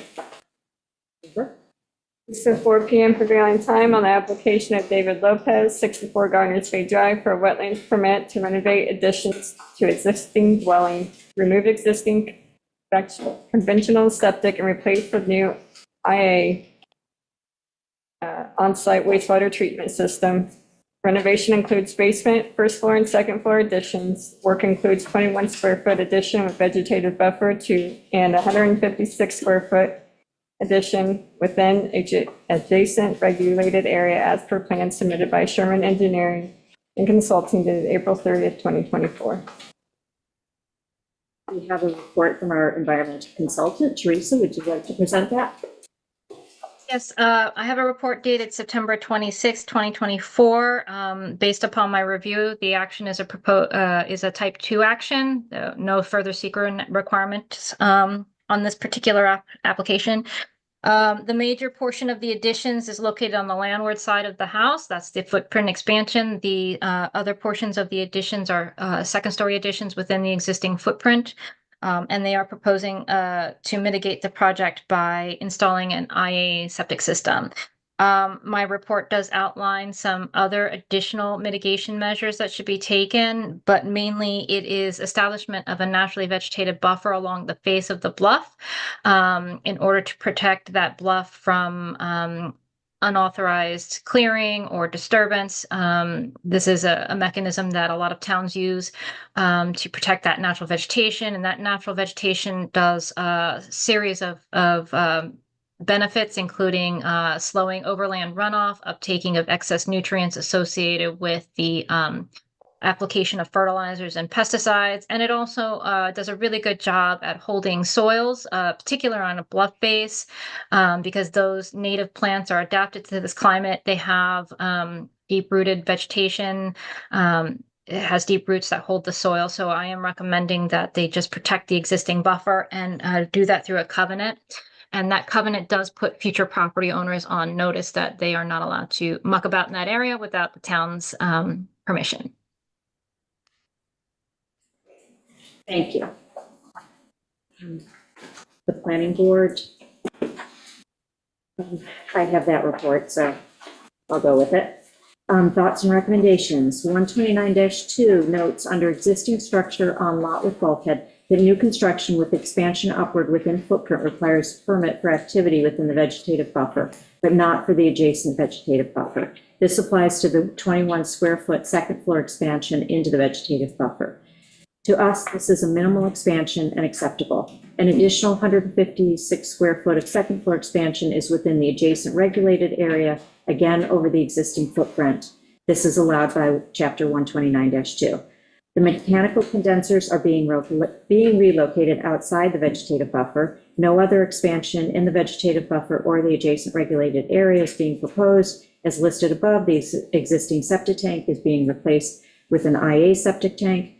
The existing seagrass buffer is of sufficient width and density that no expansion of it should be necessary. We want to also note that the house will be updated to current codes with energy efficient windows and solar panels, which will make it more environmentally favorable. We recommend that downspouts from the roof be piped into dry wells as is required in the nearshore overlay district. We understand that the homeowner made a $2,000 donation for the campaign for a better island for all in September 2023, and the project involves the installation of an IA sanitary system. It is not clear how this affects the application's review by current town board members. Conclusion, with these considerations, the planning board recommends approval of this application. What? You gotta be kidding. No. Okay. I mean, I'll address. I mean, Well, go with the first part first, and then you can address your part. Okay, you guys go for it. I don't have to recuse myself on anything. Oh, I'm definitely not recusing myself because that was ridiculous and an overreach. And anyway, next. doesn't it fulfill expectations from Ian McDonald, the chairman of the planning board? Oh, yeah. To include that. It's a standard move by Ian McDonald. I was going to respond to that. I actually did bring these two questions to the Board of Ethics, and I went through the proper channels and had them review it, and they ruled that, and they did bring in outside counsel, they ruled that receiving campaign donations does not exclude you from ruling on applications. I also talked with them about whether or not I was allowed to weigh in on wetlands applications that were coming to us with an IA system already being presented as part of the application or as the trigger for the application. Like, for example, there was a wetlands application that came to us for Reach, and all they were trying to do was upgrade their IA system, but because of their location, it forced them into a wetlands application. So I brought that up to the Board of Ethics, and they said that as long as the application is coming to the board with the IA system already being proposed, I'm allowed to weigh in on it. If the IA system is being required as a condition of permit by the town board, like let's say an application comes to us and it's not saying that they're going to upgrade the septic system, but the town board wants to make a condition of their application being that they have to upgrade the septic system, then that's an application I would have to recuse myself from. So both of those topics were addressed by the Board of Ethics. And how come Albert and I were not informed of this since it was aimed They at may us? not have finished writing up their report yet, but We it weren't was even something that consulted, they, contacted by either you or them. well, it wasn't specifically aimed, the request wasn't specifically aimed at you. Like, when I asked, my question to the Board of Ethics was, if a party is receiving significant campaign donations, does that preclude them from weighing in on applications? And how did this come to your attention? From Ian McDonald? It's come out, it's come out in a couple different, it was in one of our public hearings, someone brought it up. So I took it from that and I took it to the Board of Ethics, and they might have Christina, do you know if they wrote their resolution out and sent it to us yet? No, they haven't finished? Okay. Well, thank you for clarifying that on your side of it. That was the right thing to do, and glad we got that result. The other half of it, I'll reserve comment. Well, it's cleared all of us for any Yeah. campaign donations that we have Yeah. received. So it applies to all four of us. So that was the best. I did not see a CAC report on this. So CAC people. No, they may not have had a forum that meeting. It was canceled. Is there anyone here to present on behalf of the applicant? Yes, I'm here, Matt Sherman, Sherman Engineering and Consulting. I'm here to present the application for David Lopez, who's the property owner. Raymond Renault, who's the architect on the project, is in the audience this evening. So if you have any specific questions to the building itself, he can help address those. But I've got a very quick presentation to show you that will lay out the project. If you have any questions for me, I'll be more than happy to answer them. Can I share my screen? Christina's working on that.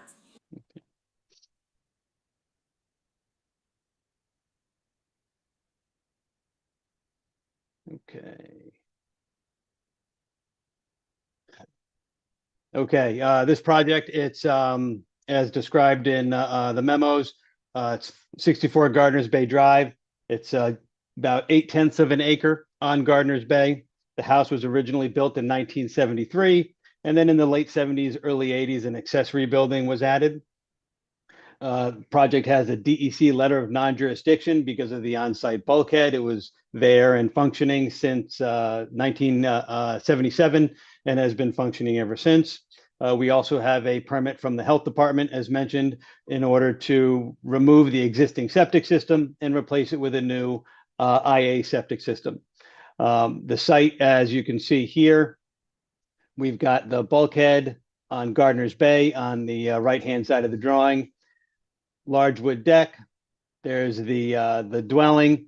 The 75-foot wetland setback basically just comes right on the clips the edge of the deck. Most of the deck is within the 75-foot setback. Again, this all predates the current town wetlands code.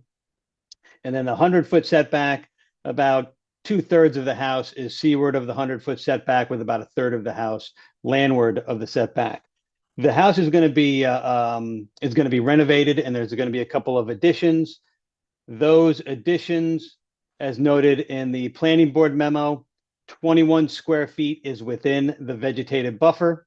And that's not new floor footprint. That's a second floor addition over top of the existing first floor structure. That is really what we're here for as far as a wetlands permit is concerned. There is also another 156 square feet that's going to be second floor structure over top of the existing first floor. It's a total of 156 square feet, as I mentioned, in these areas here, in that area between the 75-foot and the 100-foot setback. Again, the town code allows that as a right. Wetlands permit is not required for new construction above existing footprint on an area on a property with a bulkhead. And then we've got another area of bulkhead new building on the landward side. So the building as it exists, the basement, you've got finished living space in the basement. We're going to be adding 106 square feet. For the first floor, most of it's finished living space again. We're adding 99 square feet to the first floor. And again, to kind of just make sure everyone's directions are correct, the water on this drawing is to the left-hand side, the road is to the right-hand side. So this addition, footprint addition, is outside of the regulated area. And then here's the second floor. This is new second floor above the first floor, top and bottom, and then new second floor over here on the landward side of the property. Matt, if you just go back to that last page real quick. To the survey? No, that, oh, no. The first floor addition, Yes, the purple bits. Yep. Oh, there it is, 99 square feet, okay. yeah. So the existing first floor is 1946. We're getting the addition to bring it up to 2045. To Teresa's memo, talking about the vegetated buffer. This is the bank that she's talking about. I don't know if you had a chance to go out to the site. We've got a bulkhead on site, which is in very good condition. Very, very well vegetated bank going from the top of the bulkhead up to the grass area in the yard. And this is the existing deck and the existing house to the left-hand side. So, that's clearly it's as healthy and as vibrant as it could possibly be. So the idea here is to keep that vegetation, to do exactly as she mentioned, slow down runoff. It's not turf grass, so you're not going to be using vegetation. You're not going to be watering it or anything like that. So it's ideal for this kind of scenario. Let me see. So, and here it is from the other side, just to give you another good vantage point, going down to the beach.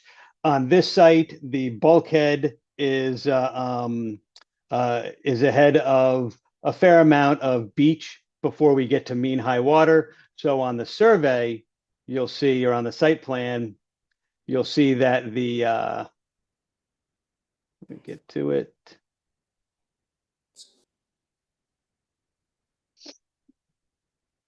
You'll see that we had Sean Barron go out and locate the wetlands boundary for this property, and it's along mean high water. So it's running right along there. So it's away from the bulkhead a little bit. So that's where our wetland setbacks are measured from. Again, it's a very simple project. We're going to be replacing the existing septic system, which is on the landward side of the house, with a new IA septic, also on the landward side of the house. There's an existing well, which we're going to be replacing. We're moving it down here to the southeast corner of the property so that we can get the minimum separation distance we need from the new septic system. No problem at all putting in stormwater dry well. We're assuming that would be part of the project. Something else that was in Teresa's memo was wire back silt fence. We'll be putting that up. It will run along the northern property line, along the top of bank, right between the top of the bank and that vegetation area and the wood deck.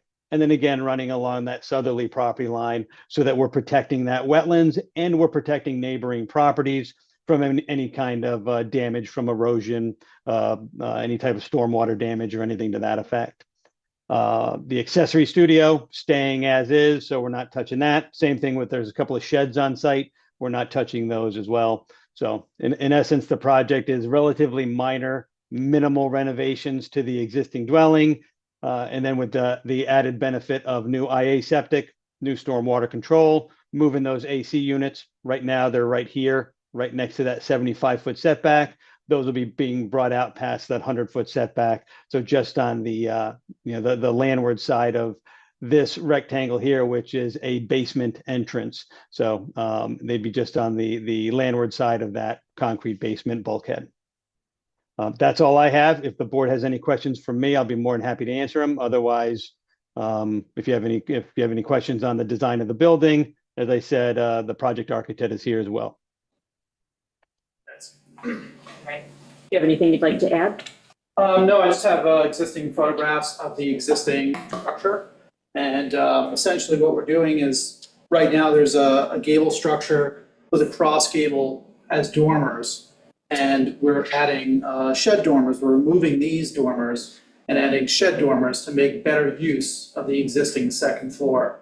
So the bedroom spaces that currently have like a 3-foot knee wall will have a 7-foot plate height. So it's a really minimal kind of expansion of the second floor. This is the existing picture. Thought it might be helpful. Any questions from the table? Where are the, you or Matt, whatever, where are the dry wells being installed? I believe Matt has those on his.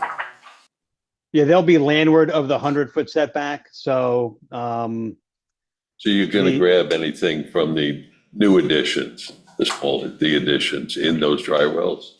Oh, yeah, we've got plenty of depth. I mean, we're at a 20-foot elevation. So if we want to run lines coming around to the north and to the south, getting around the proposed septic system out to the landward side of that system, we've got plenty of depth to do it. Okay, all right, terrific.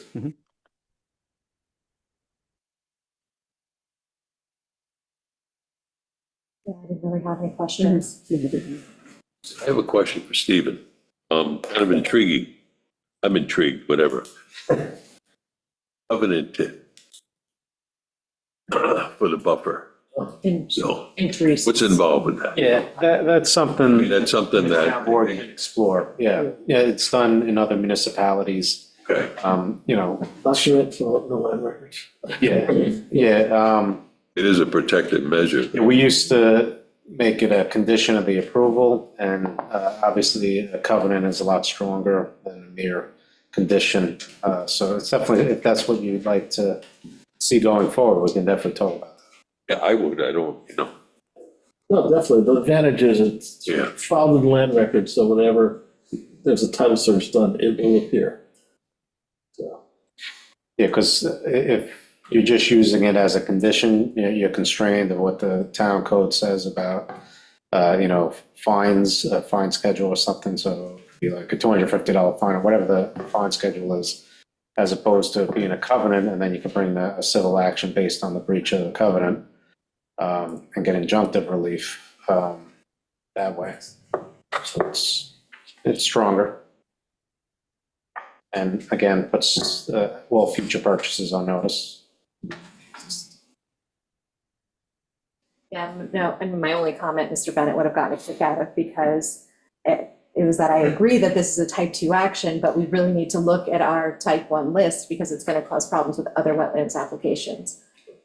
It's not clear, and it's causing a lot of type 1 actions where we never used to have them. Correct. And it's come up in the ZBA as a problem. Yep. And it's come up in a couple different places where our type 1 list in our chapter 60 is actually creating like a back door to making residential applications type 2 actions where they shouldn't be. So it's something that I do think we need to address at the next work session if possible.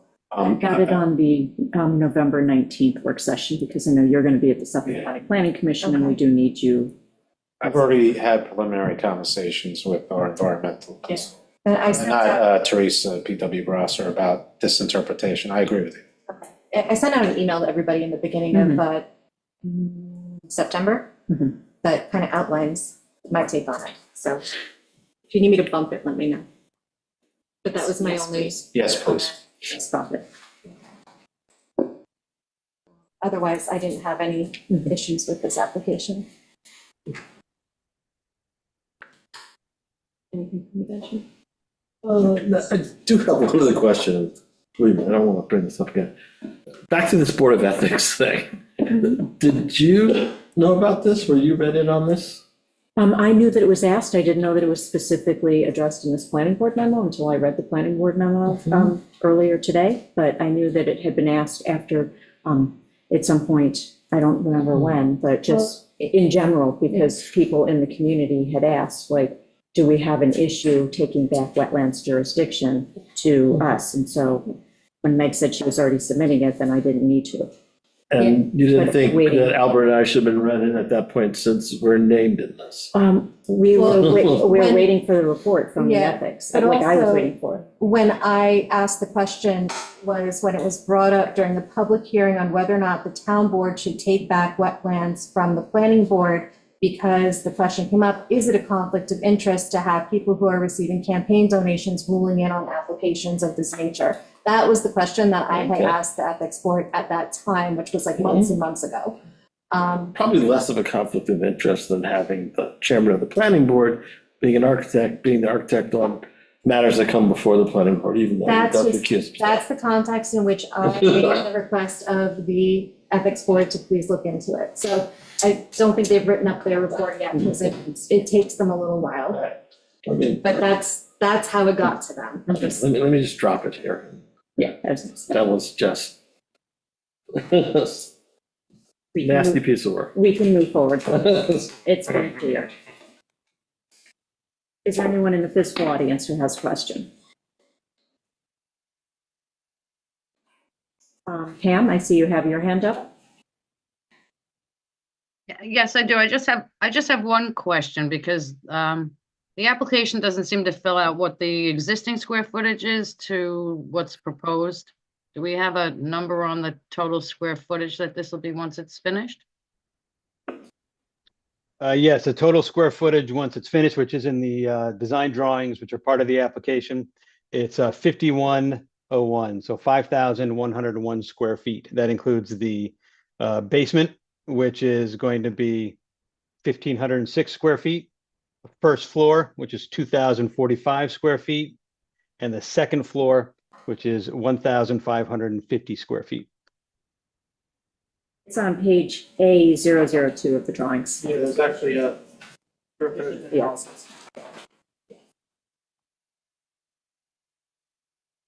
Anyone else?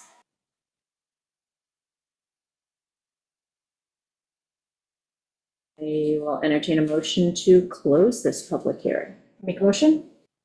Second, all in favor? Aye. Okay, thank you very much. Thank you. Good night. Good night. Good night, Teresa, thank you.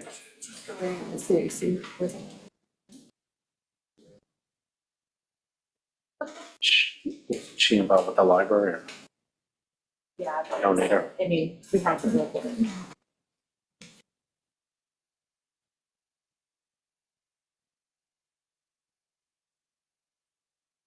The next public hearing is on the proposed local law entitled Override of the Tax Levy Limit. Amber? 6 prevailing time on the proposed local law entitled Override Tax.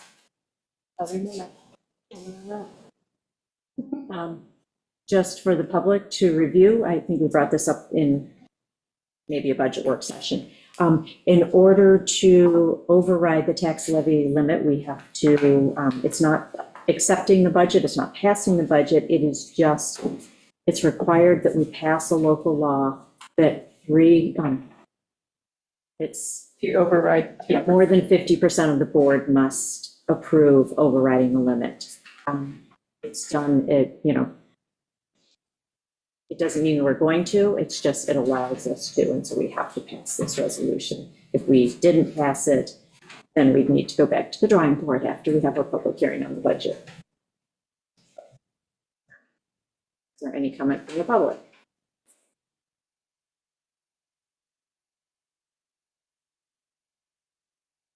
Okay.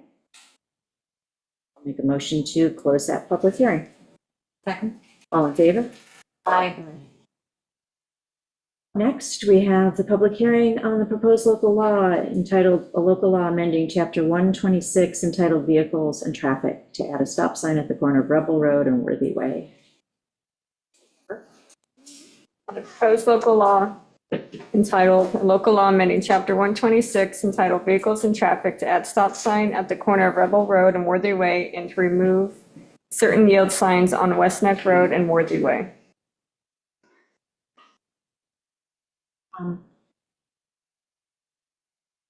Anyone from the public who wishes to comment on this?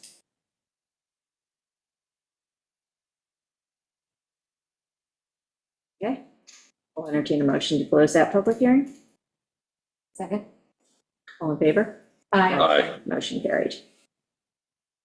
Okay, the next public hearing is on the proposed use of federal community development block grant funds. 10 p.m. prevailing time on the proposed use of federal community development block grant funds expected to receive in the year of 2025. Open this up to the public.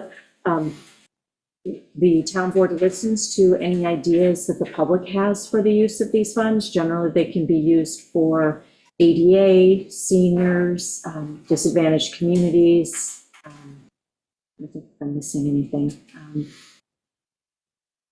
off the top of my head. So we take public input tonight, and then we will discuss it at a work session with ideas that have come within the town, but this is the opportunity for the public to weigh in. So anyone have any ideas?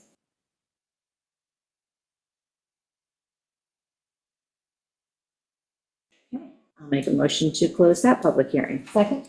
All in favor? Aye. Motion carried. Next, we have the application of Lauren Eisenberger and Lauren Brown for a jetty. On the application of Warren Eisenberger and Lauren Brown to remove and dispose of existing 75-foot jetty, construct a new 70-foot low-profile jetty as per plans submitted by Costello Marine dated April 16, 2024. WMAC met on September 9th and discussed this. It's a low profile, as Amber said. Existing is 3 feet tall, but it's going to be lowered to 18 inches in profile and shortened.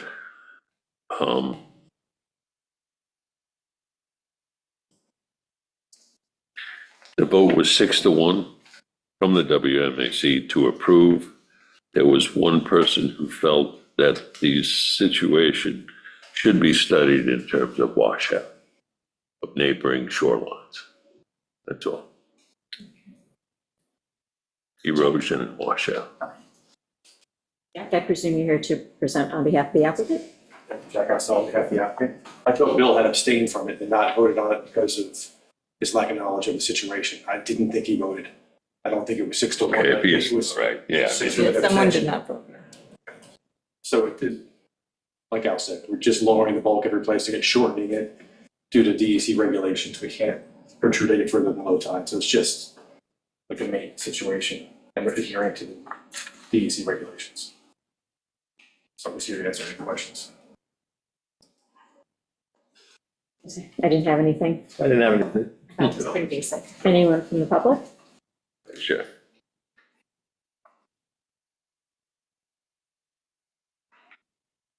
Motion. I think you make a motion to close that application. Second. Or that hearing, I mean. All in favor? Aye. Aye. Motion carried. Okay, the next public hearing is on the application of Nicholas Argy Road, 2 Sheep Pasture Lane for mooring. Application of Nicholas Arger, 2 Sheep Pasture Lane, to relocate current mooring C-3657 to a location designated as latitude 41.08821 degrees north and longitude negative 72.32245 degrees west. Macy report? Mooring relocation in Cuckoos Harbor. It's a better location because it'll allow access for Bayman to access the area. The vote was 7-0 to approve.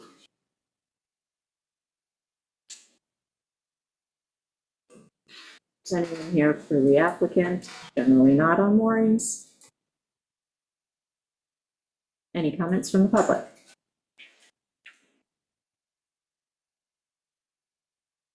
Make a motion to close that public hearing. Second. All in favor? Aye. Aye. Okay. Now we are reconvening the public hearing on the Perlman Music Program. One of 2 groups this evening, waiting patiently.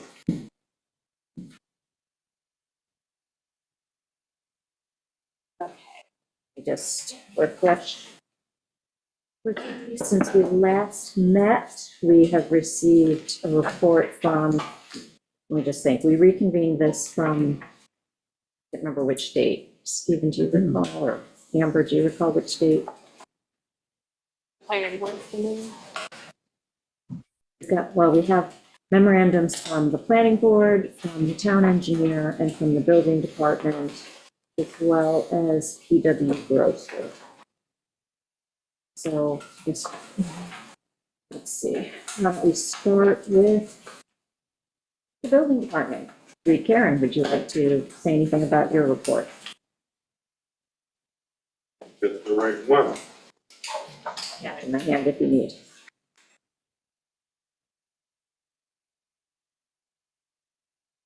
You want me to read the report, or how do you want me to? Give us the highlights. Okay, I was tasked myself with existing development, comprehensive plan and prior stipulations, lighting, public address and sound system, handicapped access, and energy conservation.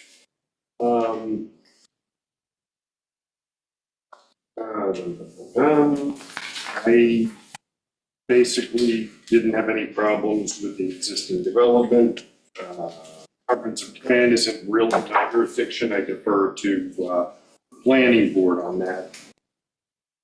And prior stipulations, I went through the deeds. There were no prior stipulations, covenants, restrictions, so I don't think that's a problem.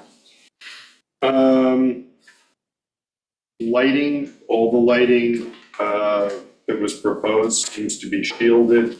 They actually had a schedule that, laid it out pretty well. I just made the one caveat that they're aware that, or that the site plan review should address the fact that the existing lighting on the site it's old lighting that's been replaced, and it doesn't meet town lighting code, so it would be nice to get it all brought up. And I heard back from the architect that that's their intention.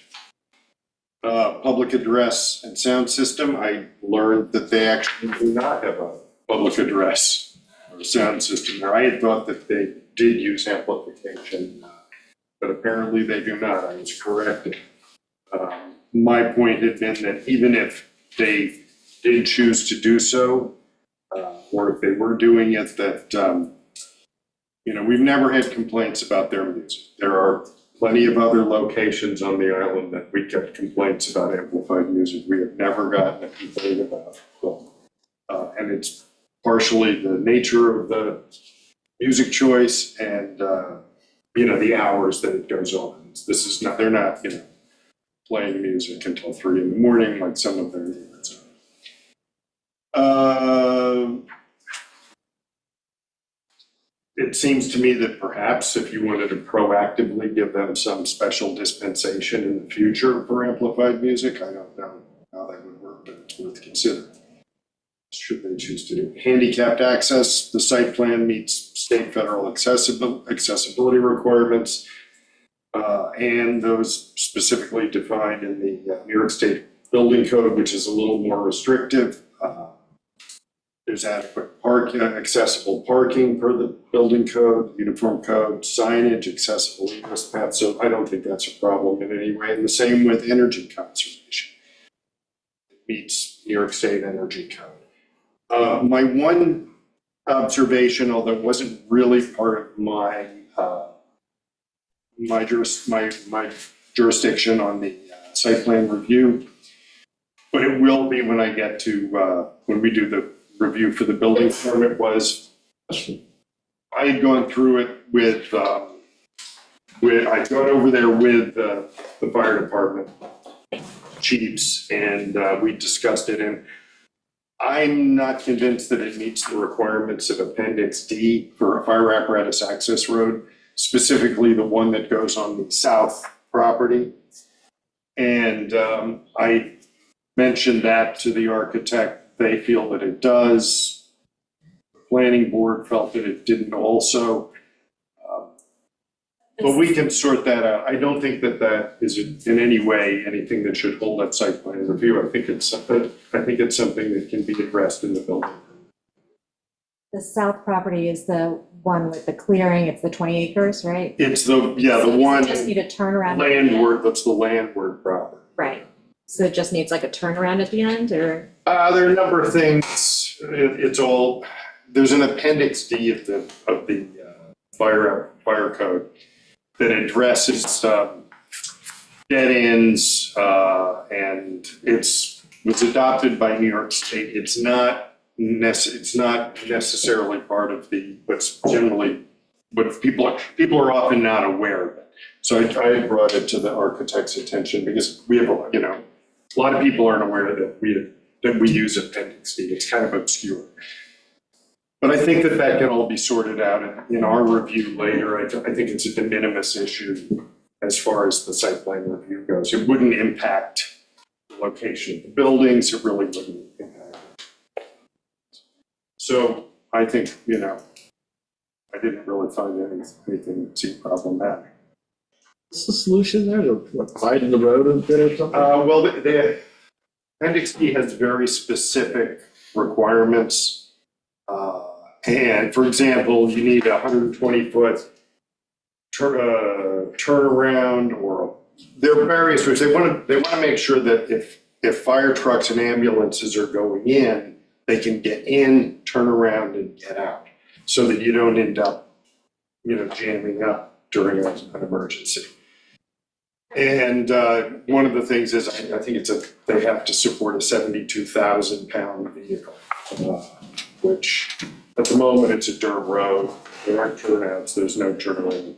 So those would be things that would just be worked out.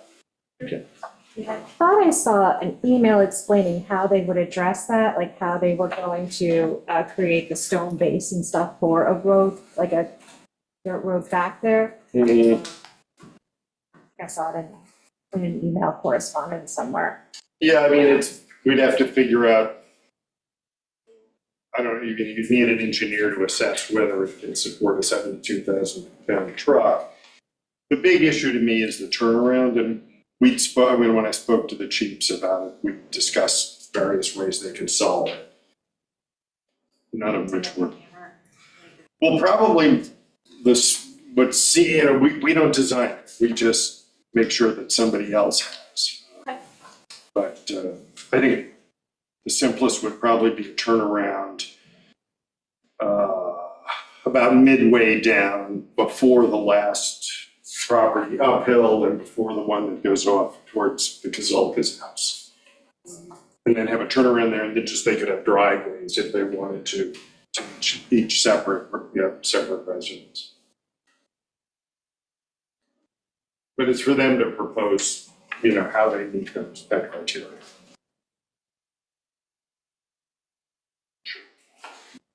The next report that I have is from the town engineer, and I will just go through the findings and recommendations.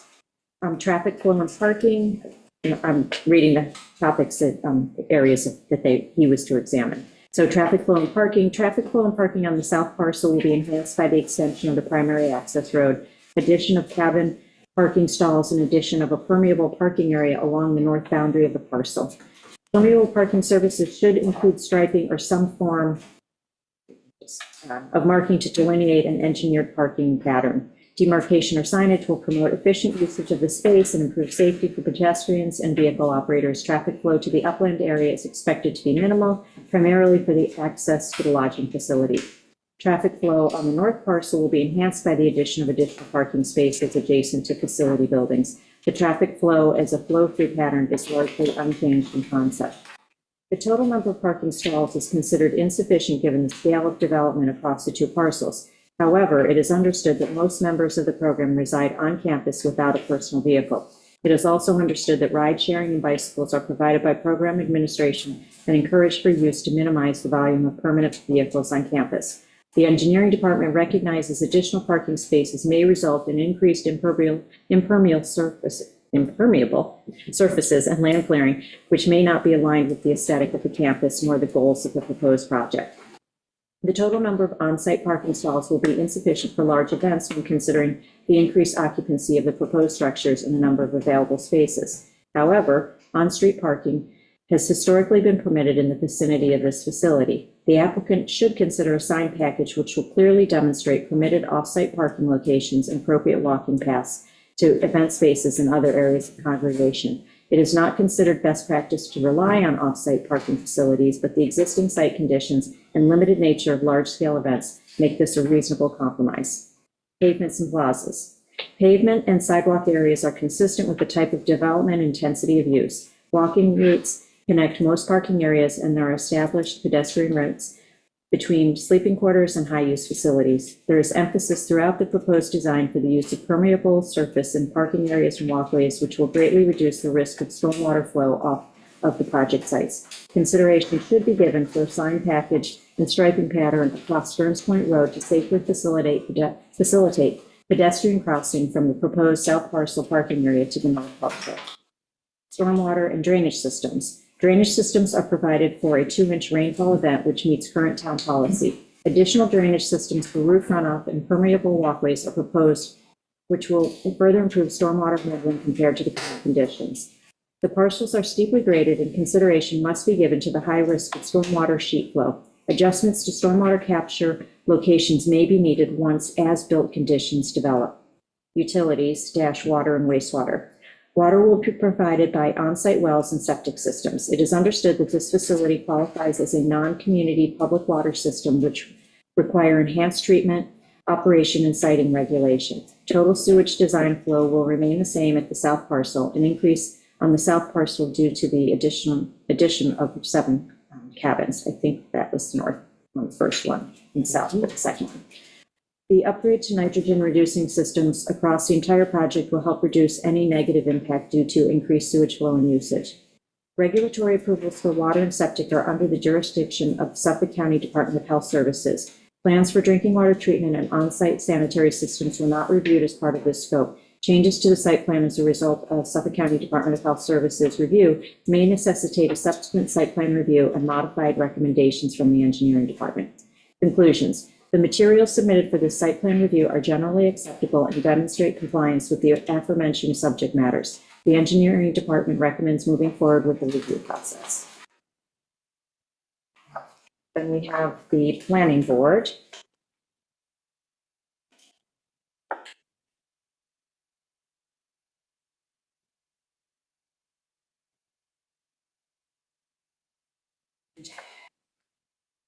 This is a little bit different in that they didn't do a section with just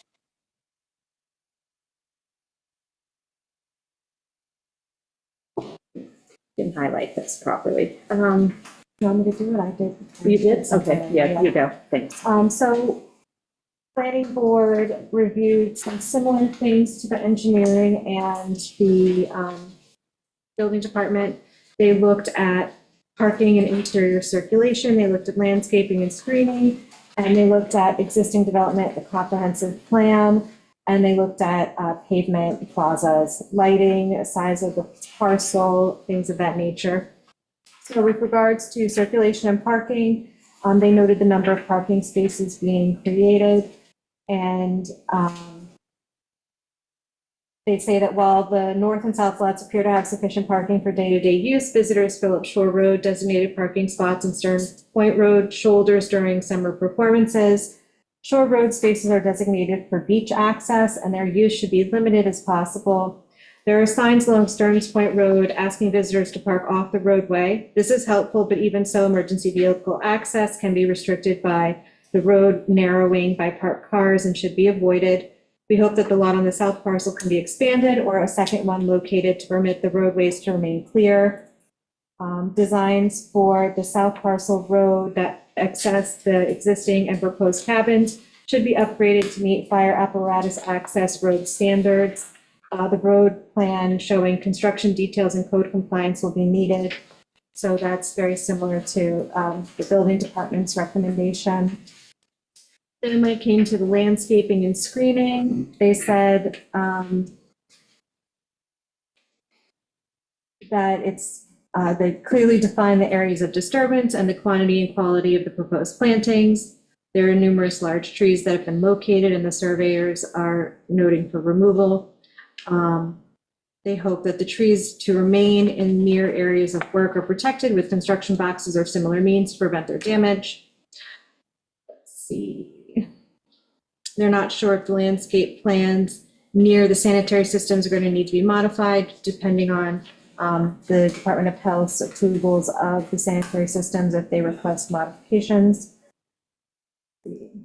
They noted that one neighbor requested screening of a facility work vehicles and not leaving them parked near the road's edge. They recalled one blue van from their visit without plates, which they think that they're referencing. It seems reasonable to create a facility or a work vehicle lot that could possibly be screened with plantings.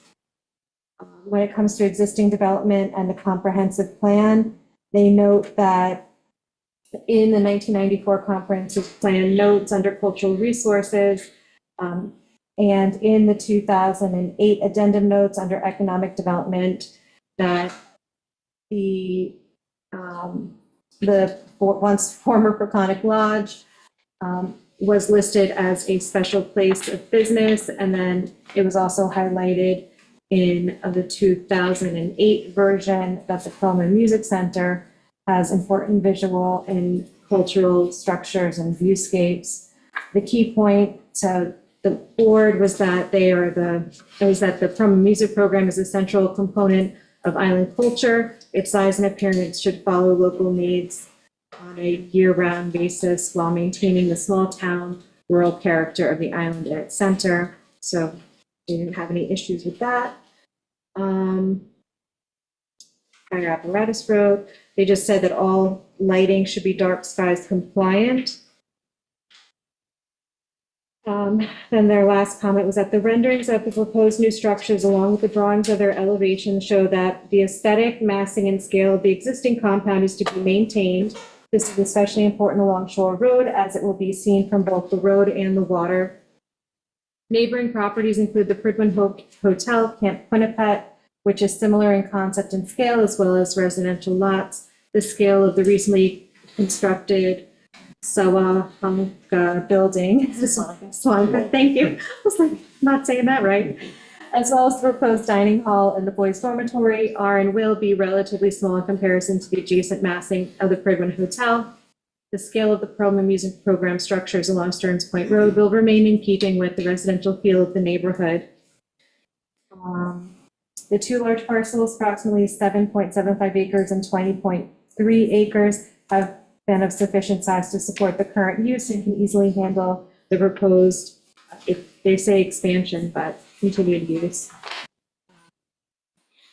We found the Phase 1B Cultural Resources Survey an extra step that helps link the history of the property's past to its current use. We feel this shows the Promo Music Program's respect for the area and acknowledgement of their modern participation in a long string of history.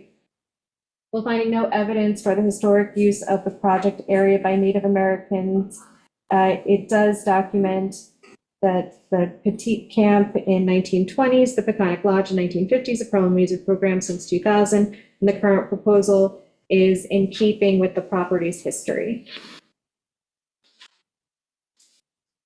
So with these considerations, we are in support of the Promo Music Program and its proposed renovations, additions, and improvements. We hope that our comments are of assistance to the town board in guiding this program through to fruition. Chilton Planning Board. The next report was from PW Grosser, and I see we have both Caitlin Kane and Kim Gennaro on.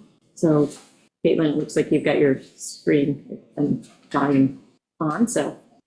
Yes, good evening. For the record, my name is Caitlin Kimes, Senior Environmental Planner with PW Grosser Consulting. This firm, we reviewed the application with regards to natural features and environmental concerns, as well as cultural features. We issued an initial site plan review memo on August 16th, outlining our review and comments on the application, to which the applicant has addressed all comments to date. However, we still request that the applicant continue to provide status updates regarding the Suffolk County Department of Health Services consultations and approval, as well as status updates with regard to New York State Department of Environmental Conservation permit for water well permit. Thank you. Thank you.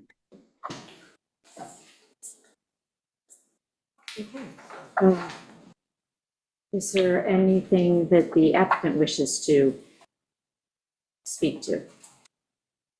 Good evening, excuse me, Frank Eisler, attorney for the applicant. In reviewing the reports that you just went through, there were a few areas that were highlighted. Building inspector mentioned some. I was going to ask our architect to just address those rather than the ones that are not an issue from the report.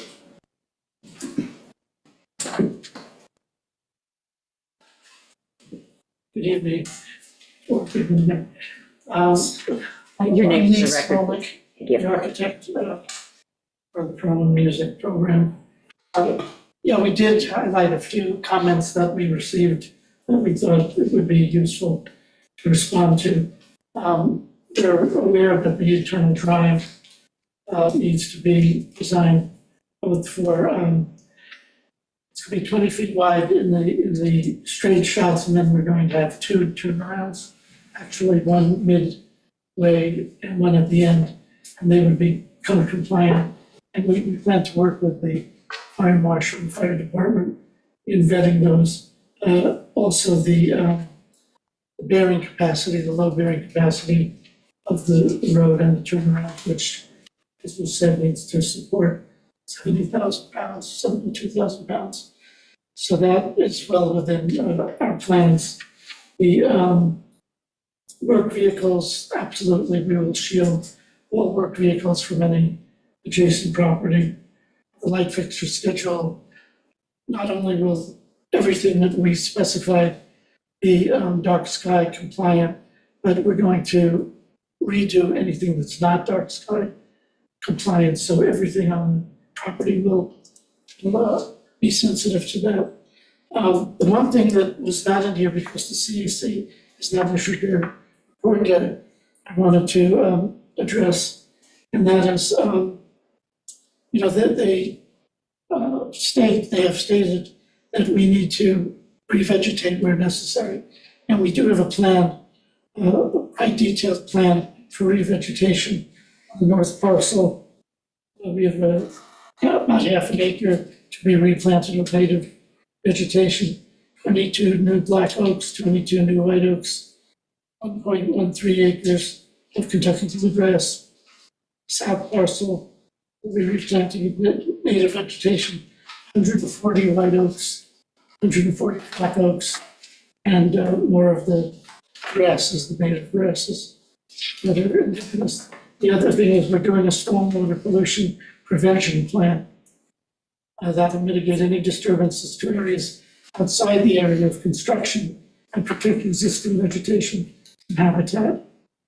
So in anticipation of CAC issuing their report, we just wanted to have those things on record. Other than that, I think between the reports that you have, that they actually state the things that I was going to tell you. So I think we're pretty much up to date. Questions? Do we have any questions from the board? You actually answered my question on the SWIP, so I'm good. Thanks. No questions? Anyone from the physical audience? Any questions?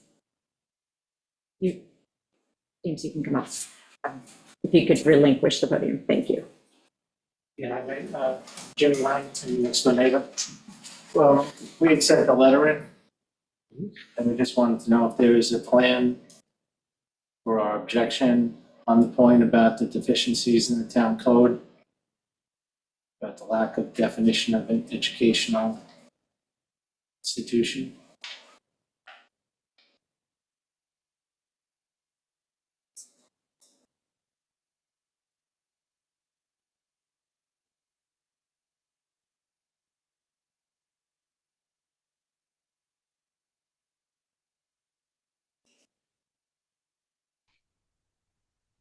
So I can refresh.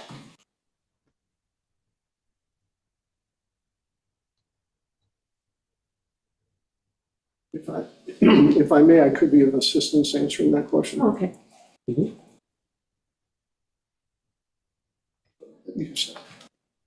We, under your code, there's a special permit application to qualify as an education institution. We have a permit application before the zoning board that has been held until the site plan is completed. We have produced to the zoning board the evidence that the code requires to establish that we meet the criteria of that qualification. So maybe in the next process that decision is made on that. In the zoning board of appeals. Yes, any interpretation of a definition of the zoning code is within the jurisdiction of the zoning board. So that has to do with the special permit that's going to be pending in front of them. This is just basically plotting out the site.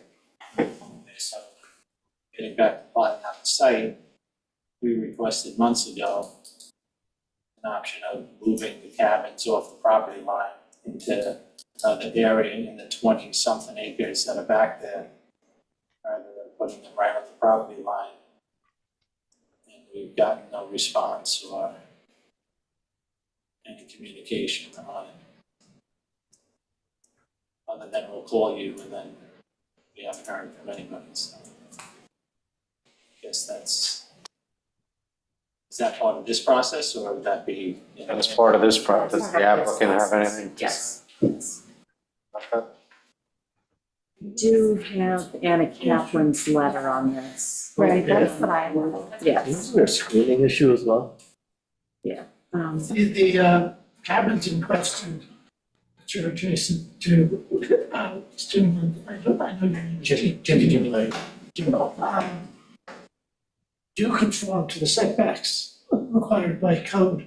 Our approach to this was to ensure that we shield and buffer the views from those cabins to your property, but we have not entertained the idea of moving the cabins because that would require us to disturb more of the land if we went out beyond the confines of the footprint that we've outlined.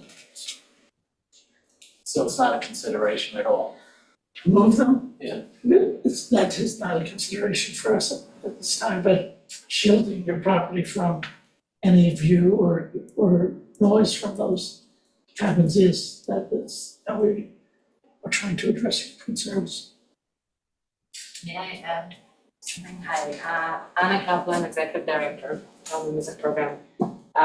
We considered the request, however, what effectively determined our decision is that we do not want to add roads on the 20 acres of the south parcel. We do want to locate all faculty housing on the one road that exists. And we don't want to add vehicular traffic.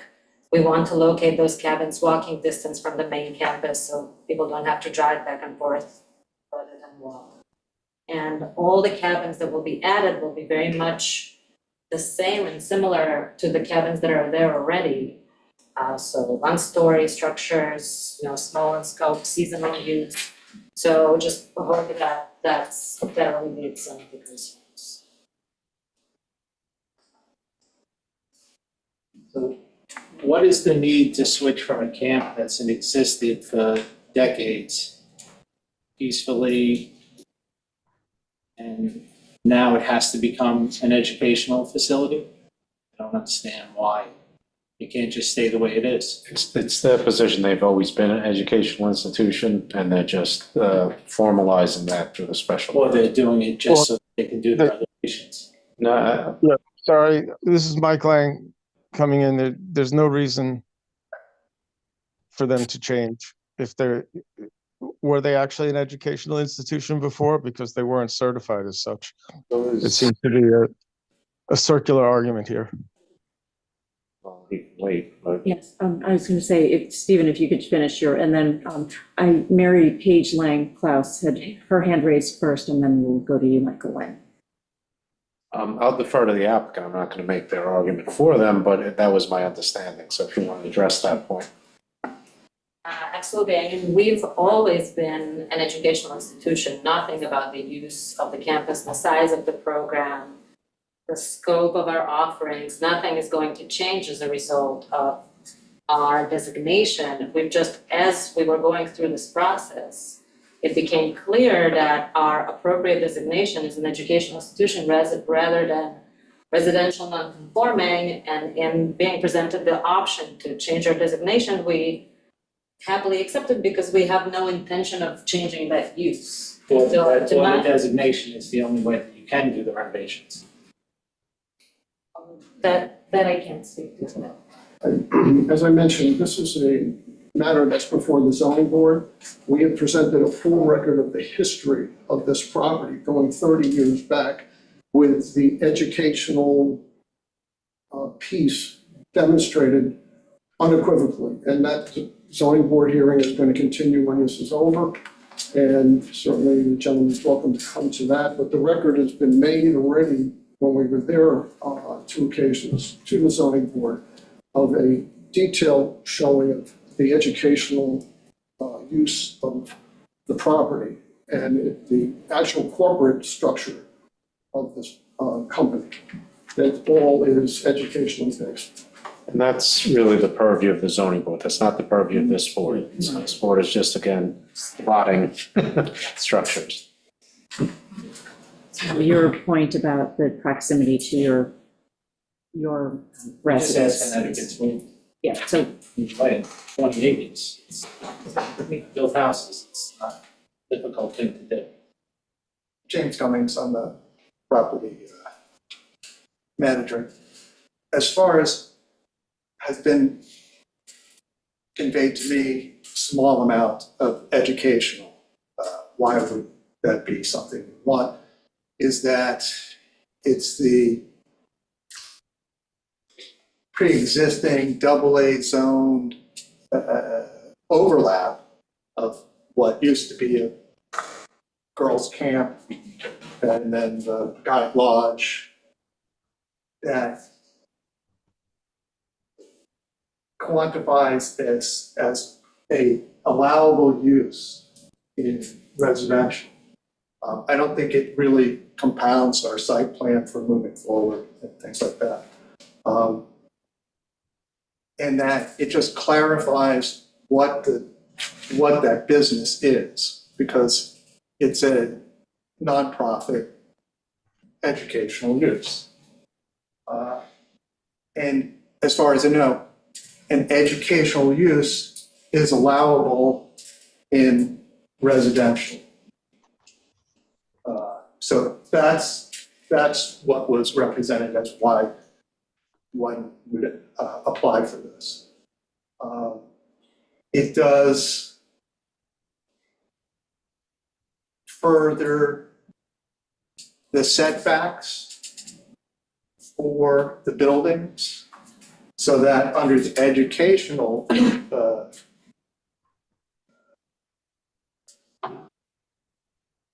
designation. reclassification, the setbacks go back to 50 feet from the property line.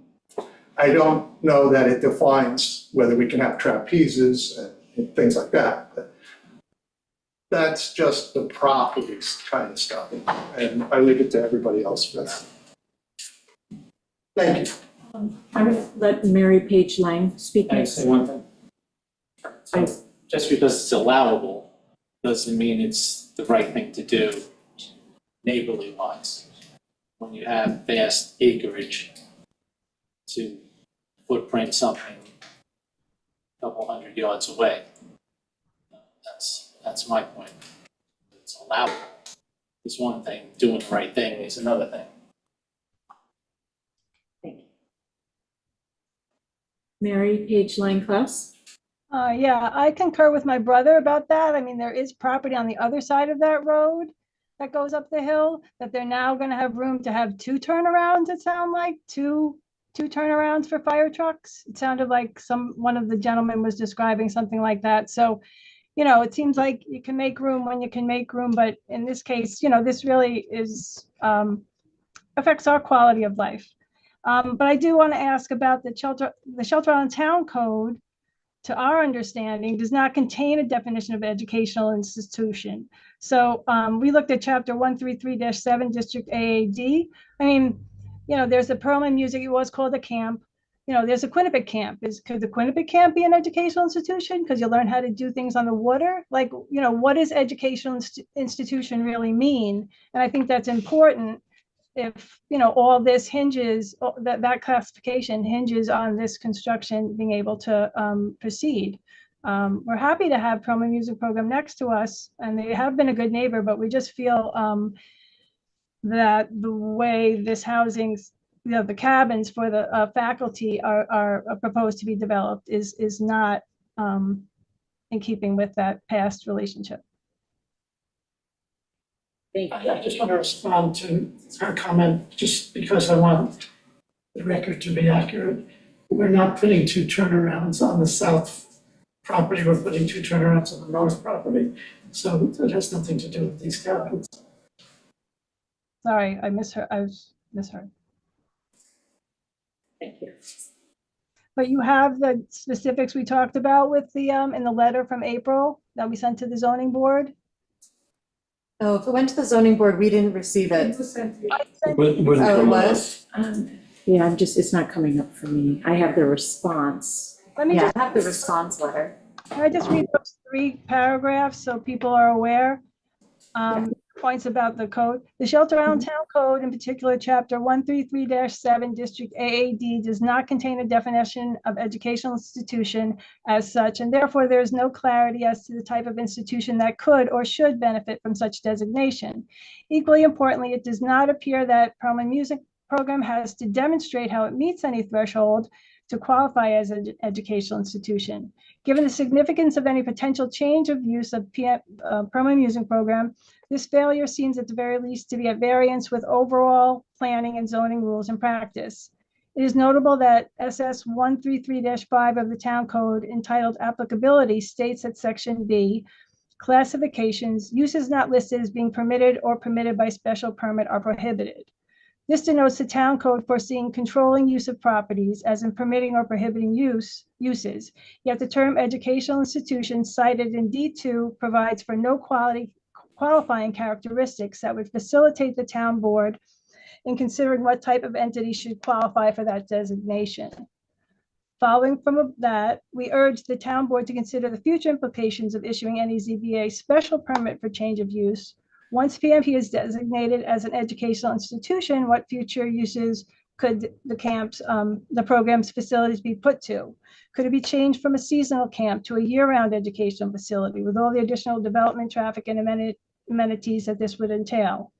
And finally, we consider the proposal of effectively redesignating Perlman Music Program as an educational institution solely for the purposes of facilitating consideration of its proposed expansion project to be a flawed concept. We believe that the substantive nature of PMP's activities would need to be considered in connection with any change of use. It should not simply be permissible for them to change their designation in order to qualify the property for consideration for building permits relating to its expansion plan. We do, your letter was forwarded to us just now by the staff, and it was rightfully sent to the ZBA, so when they pick this back up again after we've dealt with site plan review, please make sure you.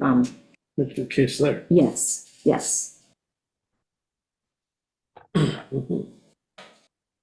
you.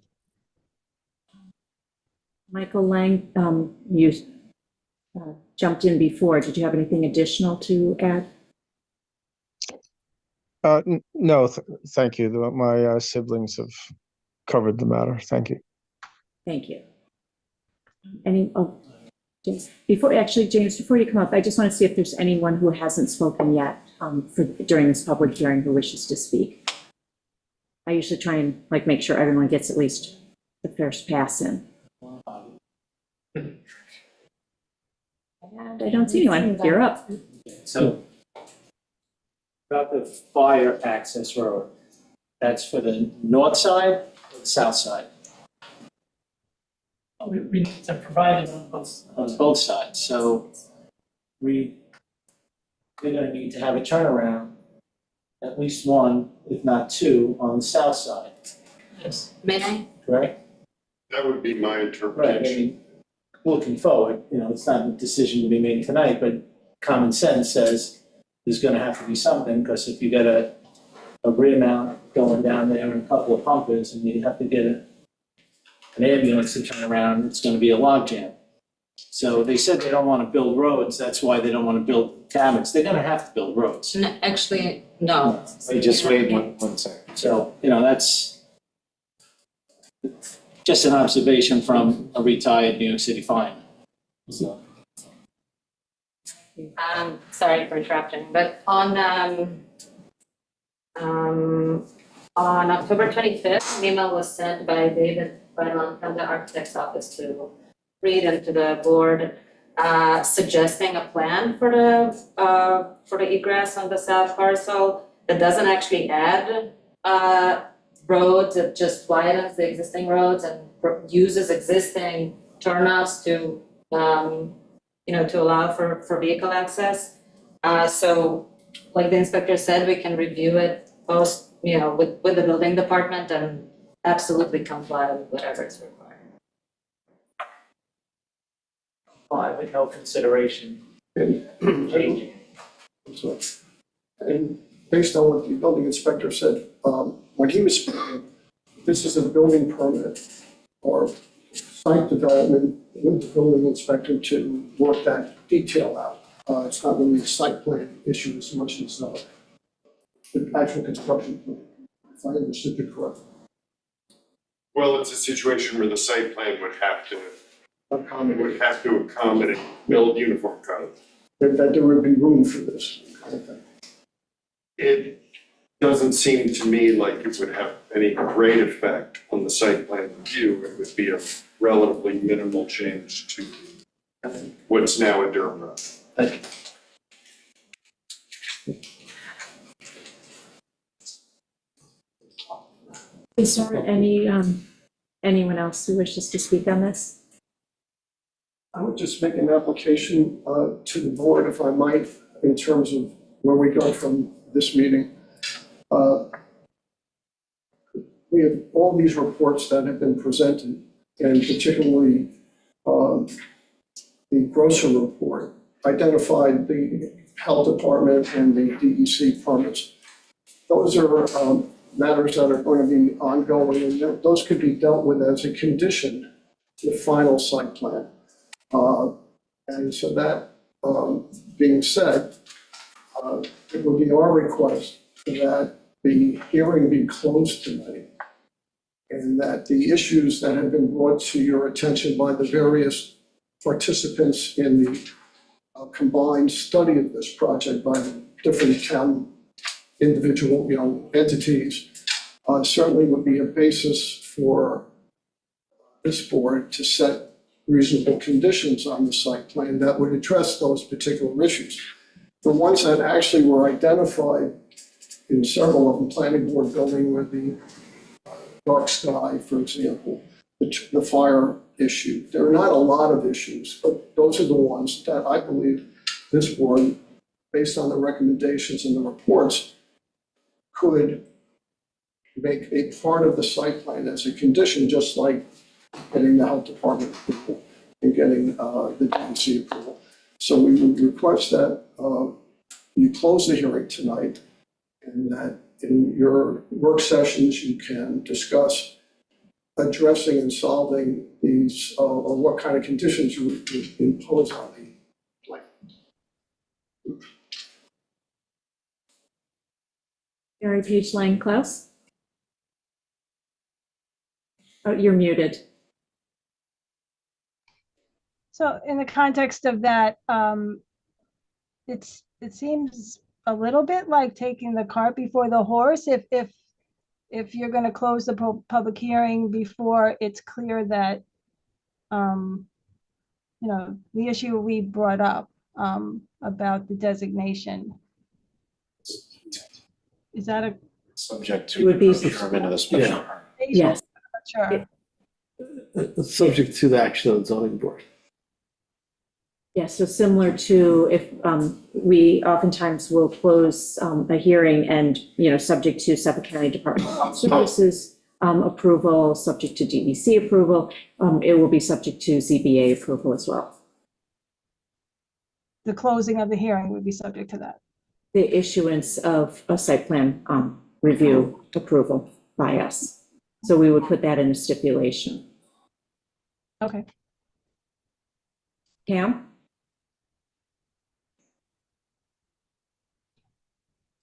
You're muted. Yeah, hi there. The site plan review is being done because there is a change in use, correct? That's what started this all in the beginning. When you look at the applicability of chapter 109 of the town code, it discusses right at the beginning that site plan review is necessary for a change in use. And I'm not really sure I understand how the town board can make a decision on this project if the zoning board hasn't made a decision yet. And the zoning board was waiting on the SECRA classification and the determination of significance. So I don't see how you can close this public hearing without having the information from the zoning board until that's been cleared up. It seems like a process issue to me. Can we close it subject to? Yes, Yeah, absolutely. that's what we would do, is it would be, we would put a stipulation in that is subject to approval by the zoning board of appeals. As you could put in a stipulation, but wouldn't it be better to just do it properly from the beginning and wait until you have that taken care It of? is proper. That's the proper way. My understanding that the zoning board should weigh in before the town board acts on any project that requires zoning board review. So that's just, I'm just putting that out there for you to consider. Thank you. Thank you.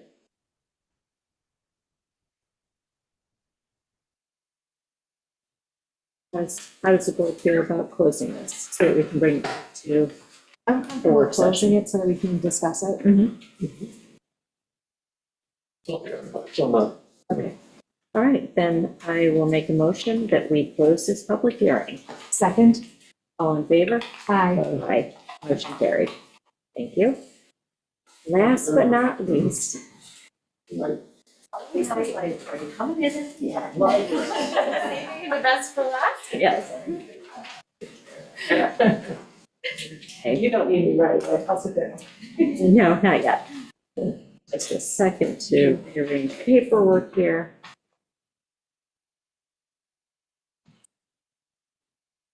Public library.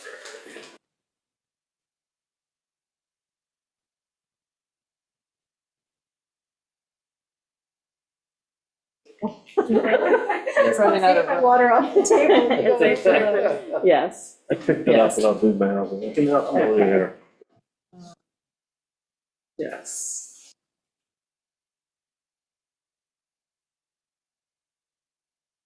I'm just looking to see which things we got in since we last spoke about this.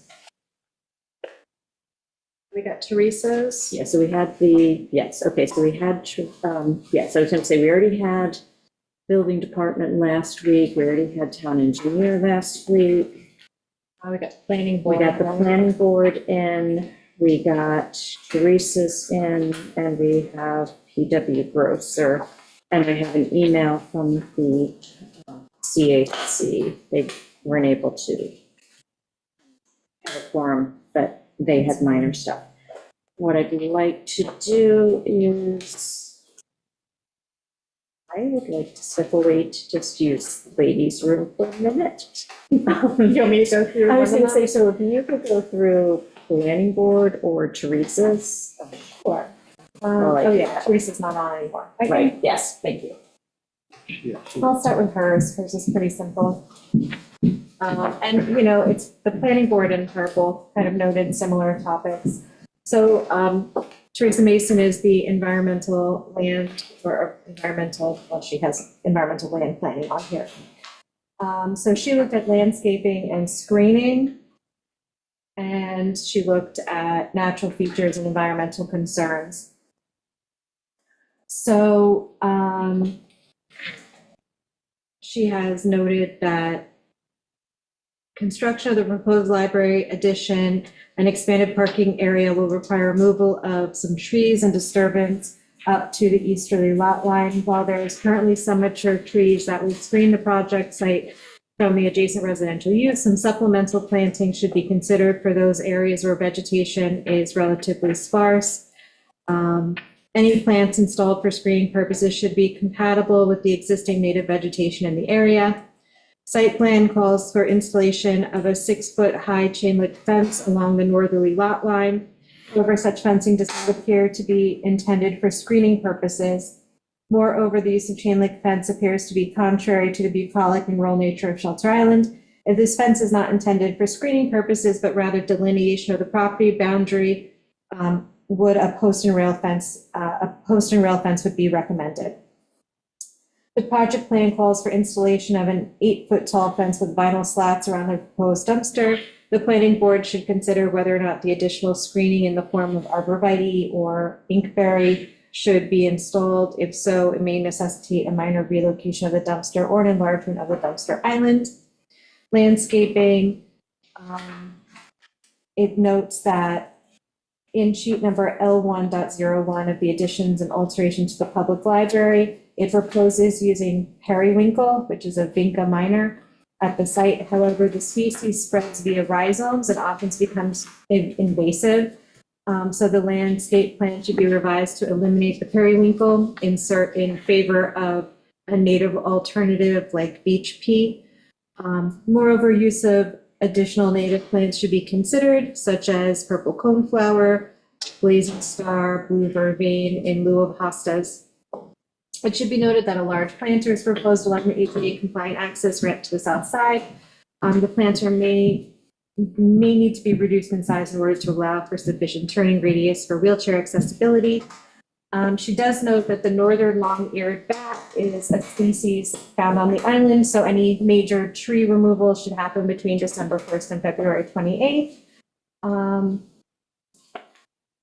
And then limit the use of irrigation and fertilizers. Native plants should be recommended. Let's see. Based on their review of the site plan documents, the topography on the site slopes from the northeast to the southwest. Due to the change in elevation construction of the proposed addition, new IA technology and drainage structures are significant.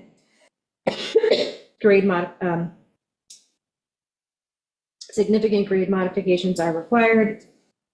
Plan documents should be revised to provide a cut and fill calculations necessary. It should be noticed that the proposed project, let's see. Yeah, the question was, does the proposed project disturb more than an acre of land? Does it require a SWIP, a stormwater pollution prevention plan? So it's just asking for the calculation to determine whether that's necessary. And this says, based upon my review of the project plans appear to be generally compliant with the 109-3 standard of review. However, I recommend that the site plan documents should be revised as outlined above. The applicant is also advised to contact New York State DEC and town engineer to address the items noted above. And I believe that refers to the calculation for whether or not you need a SWIP. Now, does that address the neighbor who has expressed the concern about proper shielding? She does mention that in here. Yeah. But does the plan reflect No, the solutions? No, the SWIP is the stormwater drainage. And so that is just because of the site clearing. If it's greater than an acre, you need a SWIP plan. Actually, I'm sure Reed can just describe it better, but it's just so that you don't have runoff because you're disturbing such a large area. I think Albert and I took a class on SWIP years ago. Yes, we did. So maybe we need to have another one. Yeah. So I did Teresa's, I didn't do the planning board. Pardon? Do you want to do the planning board? Yes. So with respect to interior circulation and parking,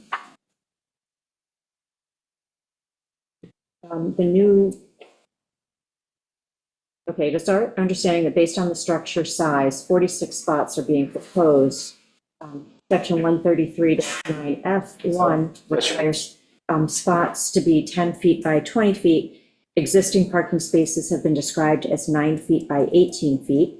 New paved lots are being presented as 10 feet by 18 feet, which are shorter than required. A 24-foot two-way aisle is proposed. This configuration may be more difficult for larger cars and trucks to use. The current length of a Chevrolet Suburban and pickups based on the same platform is 18 feet 9 inches. The land banked or grass parking spaces on the west of the property do conform with the 10 foot by 20 foot size. We feel that these should be paved as they may be more difficult to use, could expand the library's liability if rutted by heavy vehicles, and may be a challenge to maintain if there is a need to plow. The new parking plan removes the eastern side spots that are hard against a sidewalk and provides spaces for landscaping. This is an aesthetic and functional improvement over the existing condition. With respect to landscaping and screening, the vegetative plan L.01 shows arborvitae screening around the fire, water, storage tank, and generator, but not along property lines. Landscape screening should be provided, especially along the west side that backs up against a residential property. The application proposed to border the north and west property lines using black chain link fence. The proposed height of this fencing was not easily found and should be confirmed. In addition, the trash container is to be surrounded by 8-foot tall chain link fencing with interwoven slats. This may be appropriate for a fast food facility on County Road 58, but a more appropriate fence enclosure should be proposed if one is deemed to be needed. The fencing will be separating properties in the main business area of the town and will be a departure from the current unpartitioned field of the town's center. With respect to existing development comprehensive plan and prior stipulations,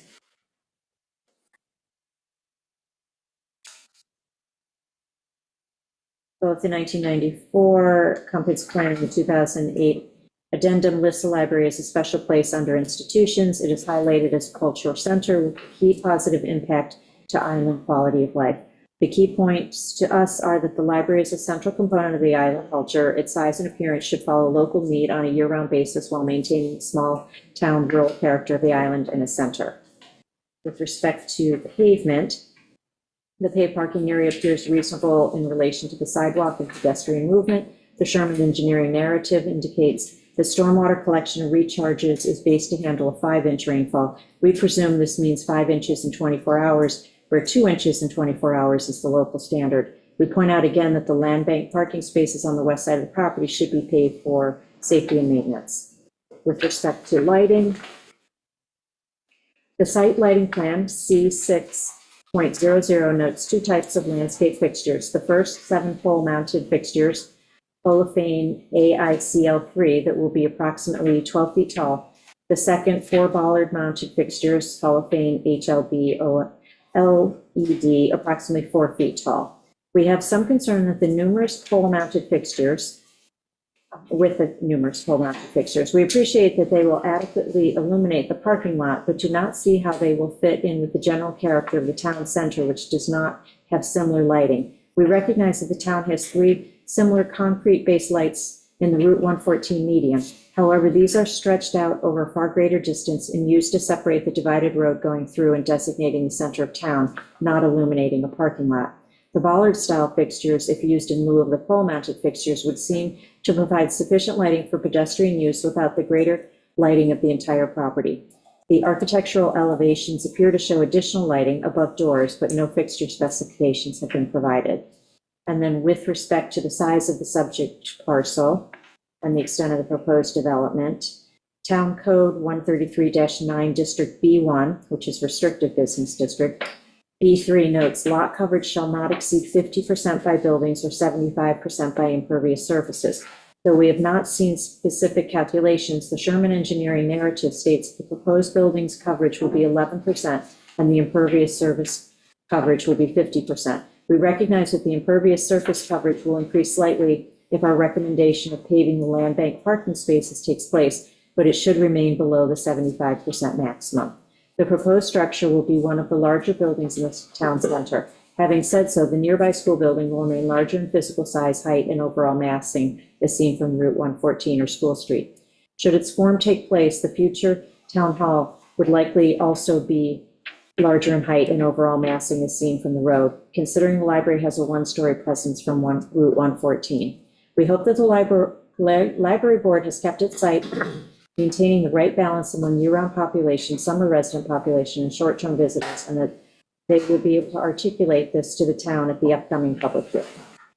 We hope that our comments are of assistance to the town board in guiding this project through to fruition.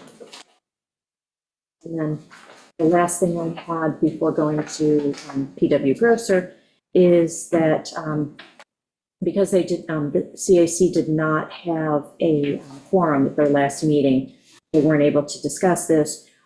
Just because we're trying to keep this project moving along, Howard had reached out to the entire CAC board who canvassed, and they verified that the only comment is that the bluegrass and the grass mixture indicated on the vegetative plan L1.01 should be replaced by fescue, ryegrass, and or zoysia grass. Otherwise, the vegetation plan is acceptable.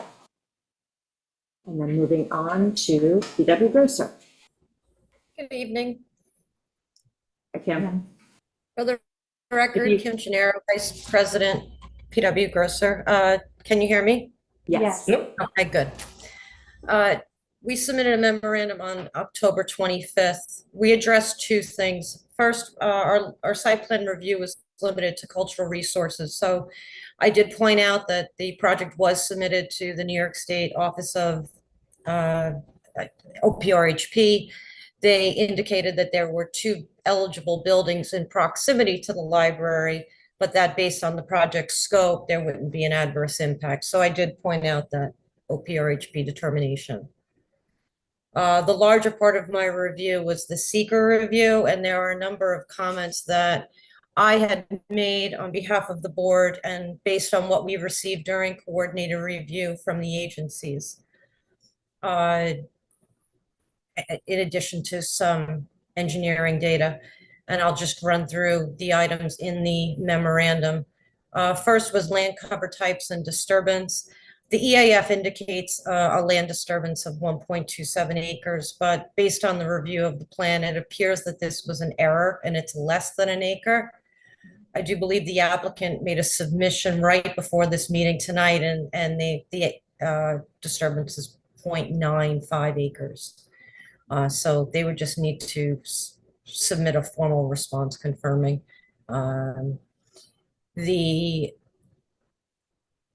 There was I made the comment at the public hearing on October 22nd that the applicant did commit to putting additional plantings along the western property boundary.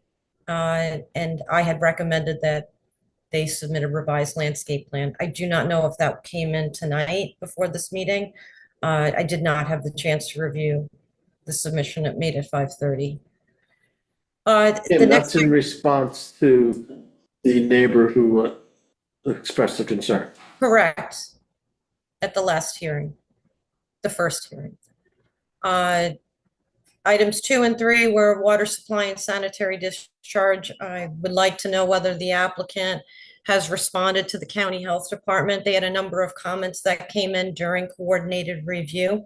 The applicant was provided a copy of that letter, so I've asked the applicant for an update.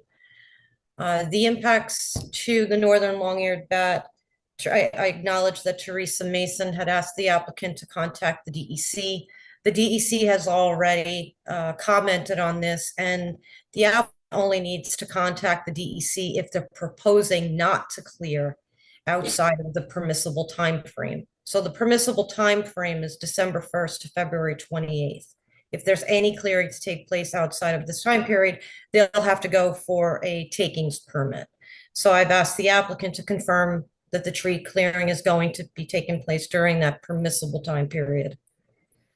The next 2 comments relate to the Suffolk County Planning Commission did make comments based on the referral, one of which was they're asking for the applicant and town board to recommend the use of renewable energies through the utilization of rooftop solar, wind, and or geothermal.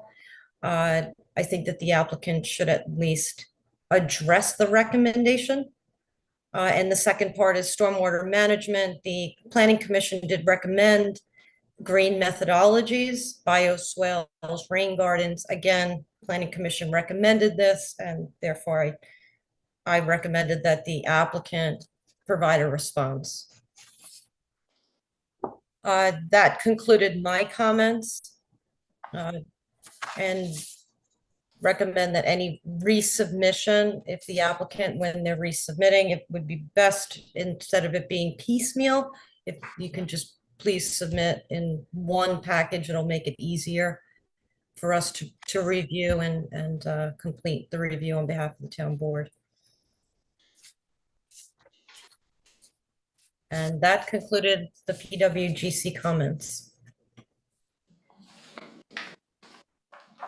We did get a response from the library for the PW Grosser letter, a report, as well as the design team responded as well. So, Is that Christopher Set? yes, He has it. yes. Christopher, would you like to speak to that? Before Christopher speaks, Terry Lucas from the library. I apologize for getting this to you at the very last minute, but we were trying to pull it together this week. So there are some responses that Chris will go over to a number of different comments from different entities here. I think the one that wasn't addressed was whether the town board and the library had taken into account the nature of the community, part-time, full-time, year-round, everything. And of course, that was done. This was a project that's been in the works for over 5 years. So we've been talking about it with the community, asking summertime people and wintertime people, showing plans, doing surveys. So we definitely took that all into account in terms of the design and the usefulness of this renovation and expansion. So I'll leave it to Chris to explain the more technical things. Okay. So good evening. Get to some of the stuff. The one thing I provided earlier today, If you could just state your name for the record. I'm sorry, I'm Christopher Sepp. I am the architect for the library from Beatty Harvey Coco Architects.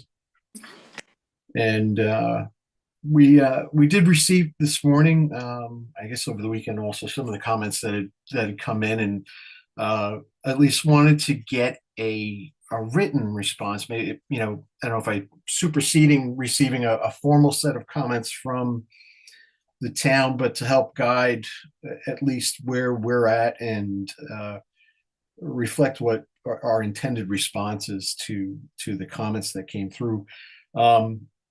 As Kim stated earlier, there is an inaccuracy on the EAF Part 1. The disturbance area is 0.95 acres, so that we do not trigger the need for a SWIP plan on site.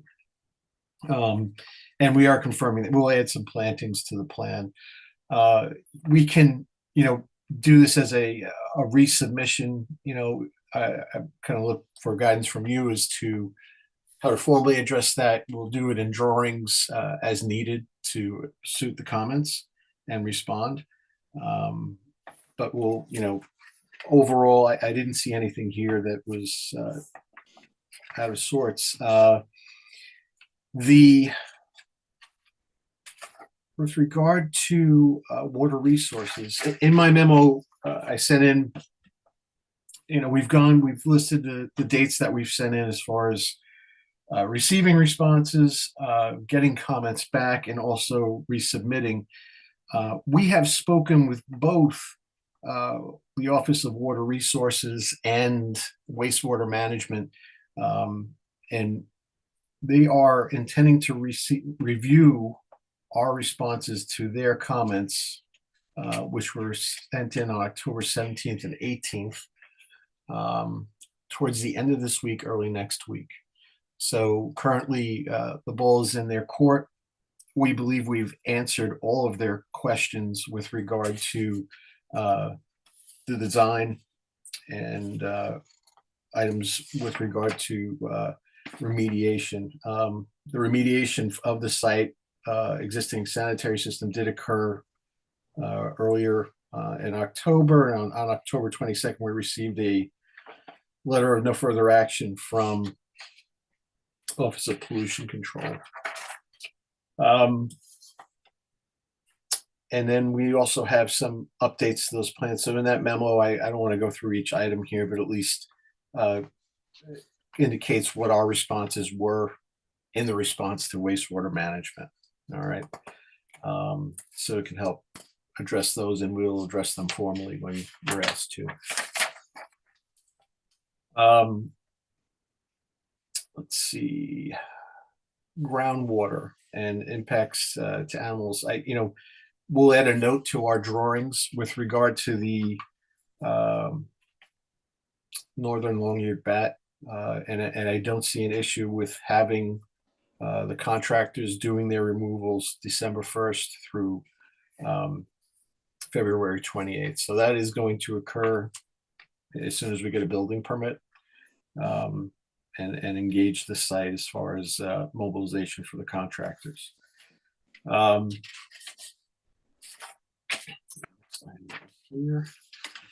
So with regard to impact and energy resources, at least in my court, as an architect, we're designing either to, or in this case, significantly better than what the energy code requires of new buildings. And in that report here, at least as far as the building goes, the envelope of the building is 17% better, interior lighting 52% better, exterior lighting 87% better. And even more improvements upon mechanical end of things. So, you know, although there are provisions within the bid documents that we had put out to install a rooftop solar system, we're going to install the infrastructure for that rooftop solar, which can be installed at a later date to do that. Wind, we had looked at early on in the process, but that was not evaluated as, not that it wasn't evaluated, but it wasn't suitable for our location.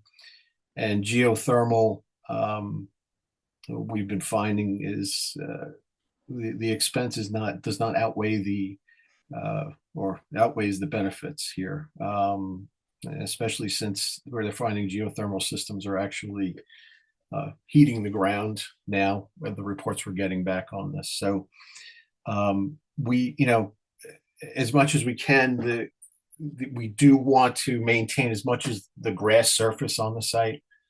I know there is some concern about, you know, land banking, but the idea of land banking is that it's not something that you're going to use regularly. You know, on the main operation of the library is discussed with the library. The lot they currently have meets, you know, the capacity that is needed for that library. And since we're not changing the size or the group we're going to be, you know, the patrons that are going to be coming into the library, you know, that should remain with the expansion of the library. Right now, all we're doing is just improving services with larger space that the library just does not have the room to comply, you know, to provide. And then in those cases where they do need extra parking, and like they've done currently on their site to the west there, they do park cars over there as needed. But that would be, you know, during the winter time when the library is less busy, most likely those spots would not be needed, and Terry can confirm that with usage. So we would rather see the benefit of the grassland remaining there and not increasing the impervious area of the site with more paving.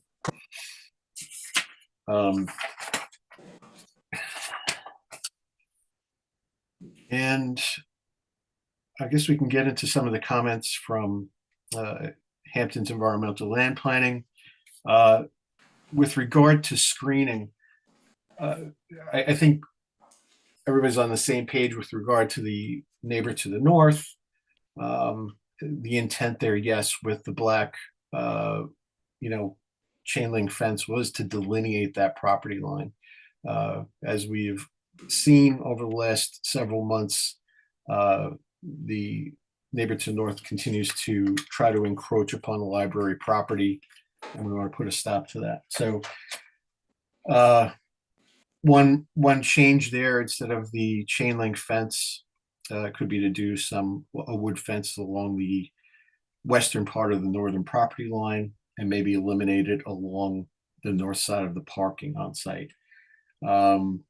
The idea here is that with the chain link like that and the enclosures we're proposing around the refuse container, we're not drawing attention to it. And as commonly practiced, we typically see a darker material that would sort of blend in with the background, and we don't really want to draw attention to it by providing these wood enclosures or some bright metal aluminum around that in the parking lot itself. So from our design standpoint, we'd like to see that, but understand if you do not want to see it, and ask us to change that. There is some screening, like we discussed already, to the west. And the enclosure around that refuse area, I know it's shown as an 8 foot, it should be 6 foot maximum, even 5 foot if we can do it that way. The offset to that, if we were to put some plantings around it to enclose the dumpster areas, we would lose parking. And I think, that's really not the intent here, is to offset parking for plantings around a refuse container. Let's see, landscaping, I saw that with the periwinkle. We'll change it. We'll go with some of the recommendations that the reviewer has provided. The ramp that is shown on that lower level plaza is ADA compliant, so it does not impact accessibility. There is no need for a turning radius on the ramp, as is a continuous ramp without any breaks or turns in it. There's the long-eared bat comment again, invasive species again with periwinkle. We'll change that out. One item here that I'm unsure where it came from because it's not something that's required by the town, is with regard to a cut and fill plan and calculations. I'm not sure what we're trying to address here. Typically, we wouldn't see this if we were doing a huge building. Maybe we'd see cut and fill calculations, but I believe the plan that is provided does not really alternate the existing conditions to the extent that we're putting in hills or anything on site to create a new topography for the whole site. It's basically the same. All right. So I maybe just ask for further clarification on that.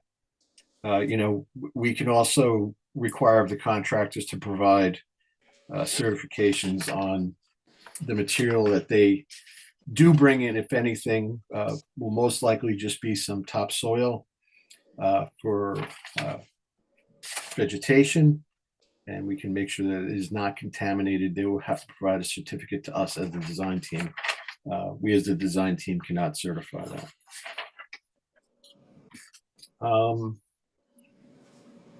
We got the item we'll provide for with regard to the grass. We'll provide a perennial wiregrass and fescue to offset the bluegrass that was shown in the mix, and that should be fine.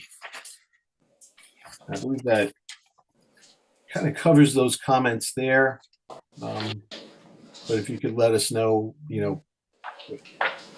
are we to anticipate a final set of comments from you guys, or are we just sort of what you sent to us already? Should we send in revised plans now? You should send in revised plans now. Okay, great. I just want to make one correction, if I could, excuse me, because Chris didn't hear about this, but the board did vote to install the solar panels as part of this process and not wait till a later date. So we promised that we would have that, and we will have that once the building is finished, and we won't wait. Sorry, Chris. That's all right. Actually, you pointed me to something else of the comments, and I don't want to be dragging on long here, but with regard to the parking stalls, I would say almost 90% of all the projects we work on work with a 10 by 18 stall, and in some cases a 9 by 18 stall. We do not see an issue with large vehicles, and I think it's the same condition on site right now. Terry has 10 by 18 stalls, has not encountered an issue with some of the larger vehicles that do come to the library, larger SUVs and stuff like that. It's pretty common, with the 24-foot wide aisle, that these vehicles can circulate in and out without issue. So, just state that, trying to put 20-foot stalls in here, it would be a problem, especially in trying to fit it on site. It would also pull away from the pervious area located there. With regard to the lighting that we're proposing, we have the higher poles mostly to cover and make sure that there's enough foot candles, at least as we've demonstrated in the plans we've submitted, for safety, for patron and staff safety. we could change out and put in shorter fixtures, but you'd have a lot more of them in order to achieve the lighting levels that would be required at a minimum half a foot candle on site for safety. And I understand, you know, Shelter Island is unique in that approach, and how they're concerned about too much light on site.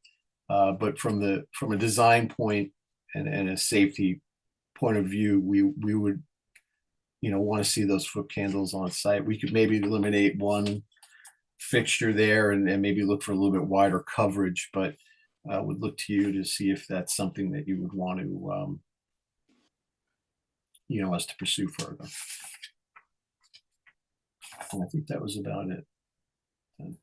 Do need you to be dark sky compliant. Yeah, they are dark sky compliant. They all have cutoff shields on them, so no light will be spilling over onto the adjacent property. All right, and they're spaced appropriately away from the lines, and is exactly why we did put the bollards along the west side of the library, is concerns about our neighbor and screening light from there, but also what is there is simply a walkway and a paved driveway, which doesn't necessarily need light there. So being conscious of that, the library has, you know, we've made an attempt to tone it down on that side with concerns over there and add the screening. I did notice that. If the taller ones are in the larger space away from the residential property. Right on the north side of the parking lot where cars will mostly be all the time. And, you know, if needed, those lights, you know, we could figure out a schedule of a timer they could be on, or if they step down and brightness when the library is closed. There are options there. Okay, but I appreciate your time, and I don't know if you have any questions for me. I had two. You touched on most of them, but one of them was just on the vegetation plan, L1.01. Around the transformer, you had arborvitaes, and it's kind of on the corner where you'd be pulling out. And I was thinking they might get too big over time, so you may want to go with something that's just going to stay lower, not get as big. That was just one of my observations. I thought that it might eventually encroach into the line of sight when you're trying to leave the library through that lower entrance. Okay, no, absolutely. We can look at another species that provides the density there, you know, rather quickly, but, you know, does not grow out, you know, 3-4 feet up to 6 feet in width. I know they do have some narrower species for coniferous type plant. And then the other question I had was, with the land banking of the parking, I think it's a good solution because I know we're not going to use it all the time. But one of the concerns that people keep raising is the fact that, well, if it's a damp day and people are driving, it's going to get muddy, it's going to get ruddy, you know, and then that might become a problem. Have you considered using like the honeycomb kind of shapes that you press into the grass that gives it a little extra stability? I can't remember what it's called right now. A geogrid. Like the geo pavers for the lawns. So all the grass and everything grows through it, but it gives it a little more structural stability and it doesn't get, you know, damaged in damp weather. Just something to consider. Yeah, we could do that out on the end of, you know, maybe just stabilizing where we're proposing the parking. Yeah. It is an option. It's an expense to the library. And with how you know, I guess the discussion is with the library of how frequently they would be using it.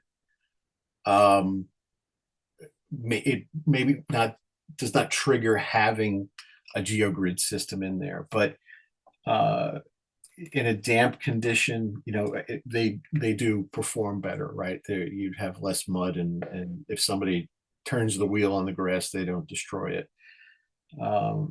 So we'll take a look at that. We will take a look at that. Consideration, just you might.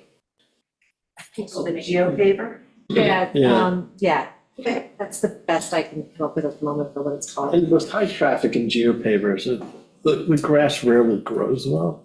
Yeah. I think that, just to repeat myself, because I think I've told you this before, but in general, as Chris said, that we don't expect the use of the building to increase substantially day after day after day. There will be those times we have a Friday night dialogue, or there'll be a big meeting over there, and those are the times, but they maybe, if they happen twice a month, and in the winter, they don't happen.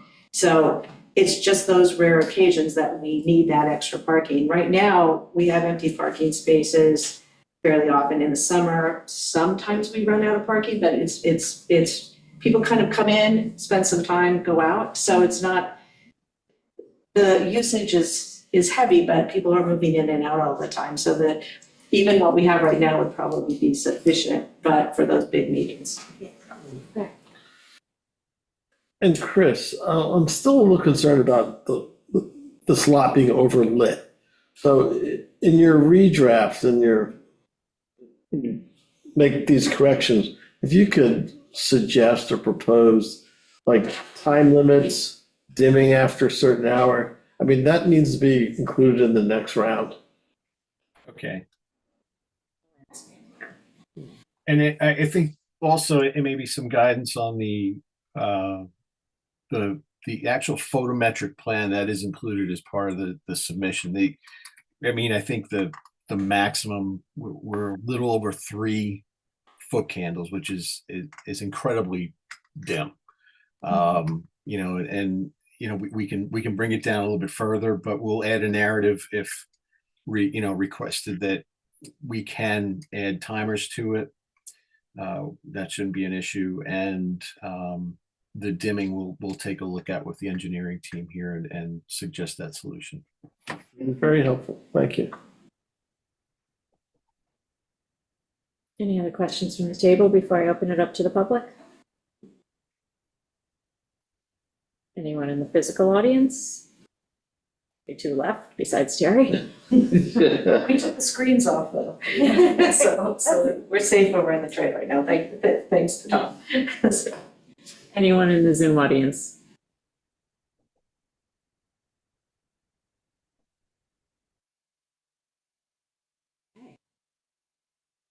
All right, so the board, we are going to be waiting on another updated landscape plan.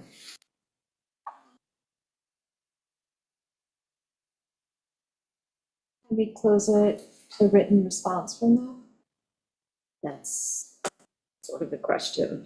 But then you wouldn't be able to really. I was gonna say we would change change, yeah. Change it. Yeah, I don't think so. Can you just put in conditions? If we decide we don't like something in the Yeah. landscape plan and put it in conditions. Oh, is it on them?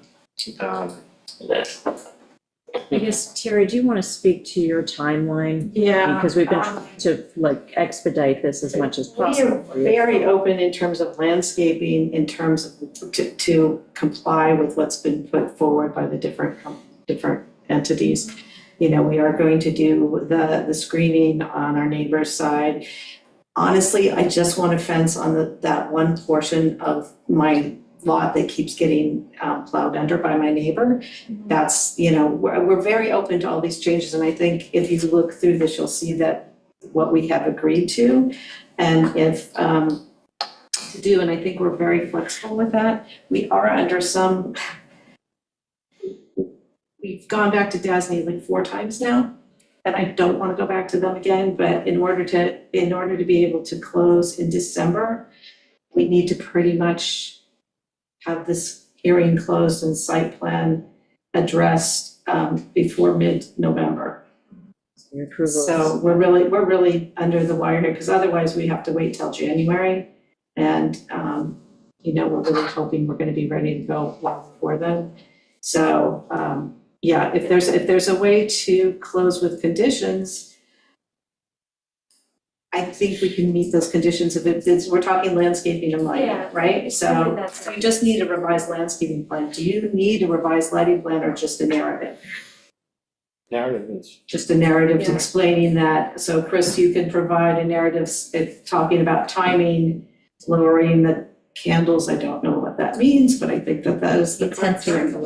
And so we can provide a narrative on the lighting, and we can, I think if you look here, you can see that we've agreed to basically make those changes. And honestly, if you say we need to plant such and such, as far as I'm concerned, as long as I don't have to, reach the library in order to plant that plant, it doesn't matter to me, it doesn't matter to the board. I don't believe exactly what plant is planted. You're gonna give us maybe a list of 1 or 2 things you want planted. I don't know how that would work. But I think we can move forward with it, and with your knowledge that we will comply with things as to the plantings. What about the geo pavers? Because that's an expense.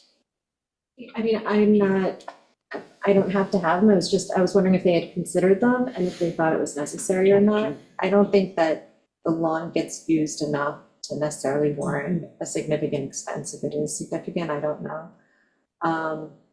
So that's not something I'm married to. It's just an idea I was wondering if they had thought of. I think maybe just our narrative, a professional narrative on the use and how they were considered sort of satisfies that comment. And at least satisfies your concern on how we reviewed it, looked at it with the library, and ultimately why we wound up with the design we have.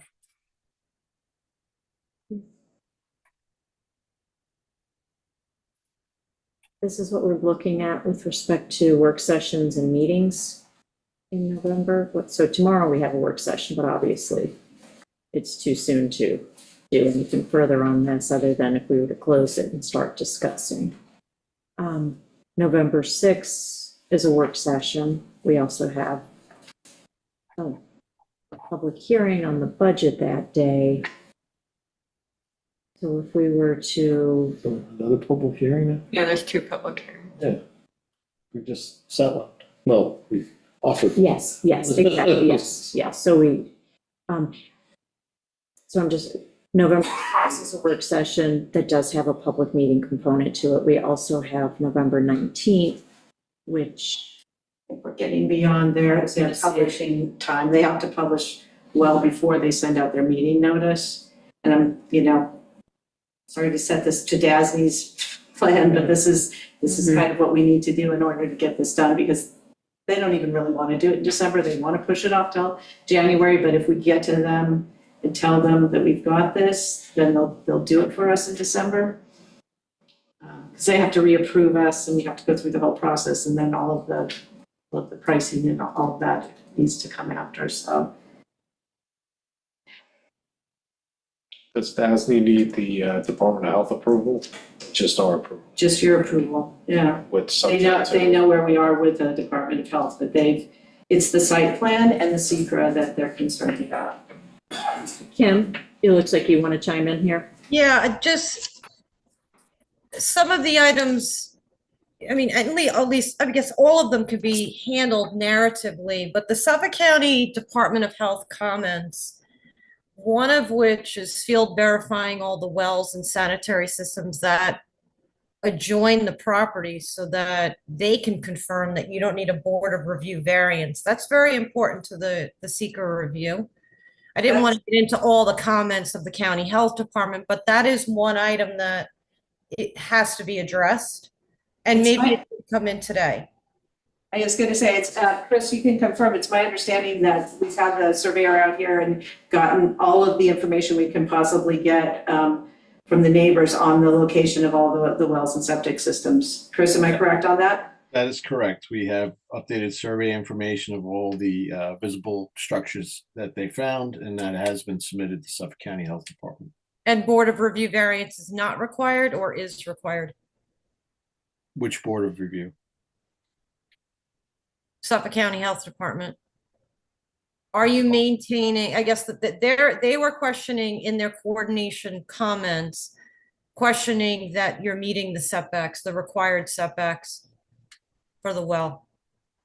I think one of the adjacent structures in the area is not, but they didn't indicate to us that we needed to go to another review for that.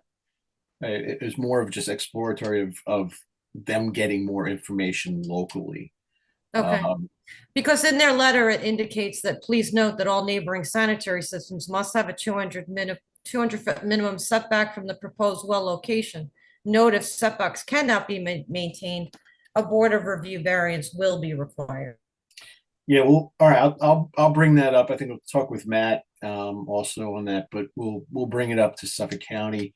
Part of what is happening and those distances that triggered the water service for the well permit and the treatment of the water in the building is to do with adjacencies. So once you provide that is then the adjacencies are not as critical, but I'll have them speak to it a little bit more on that one.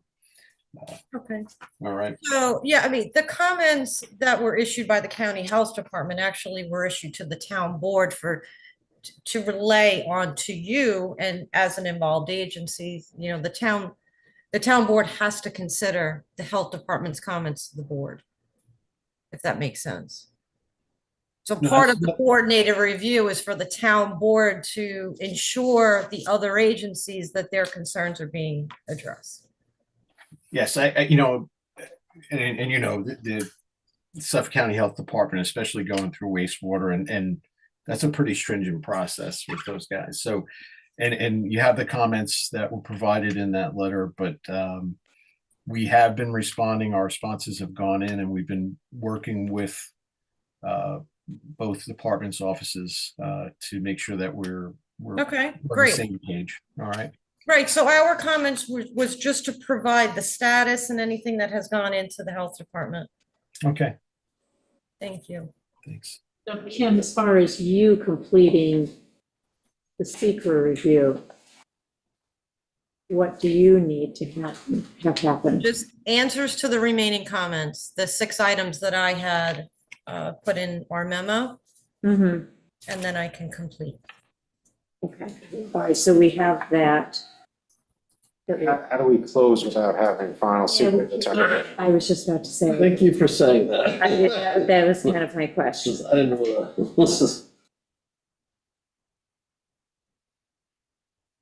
We adjourn to the 6th. I was gonna say we'll have to adjourn to the 6th.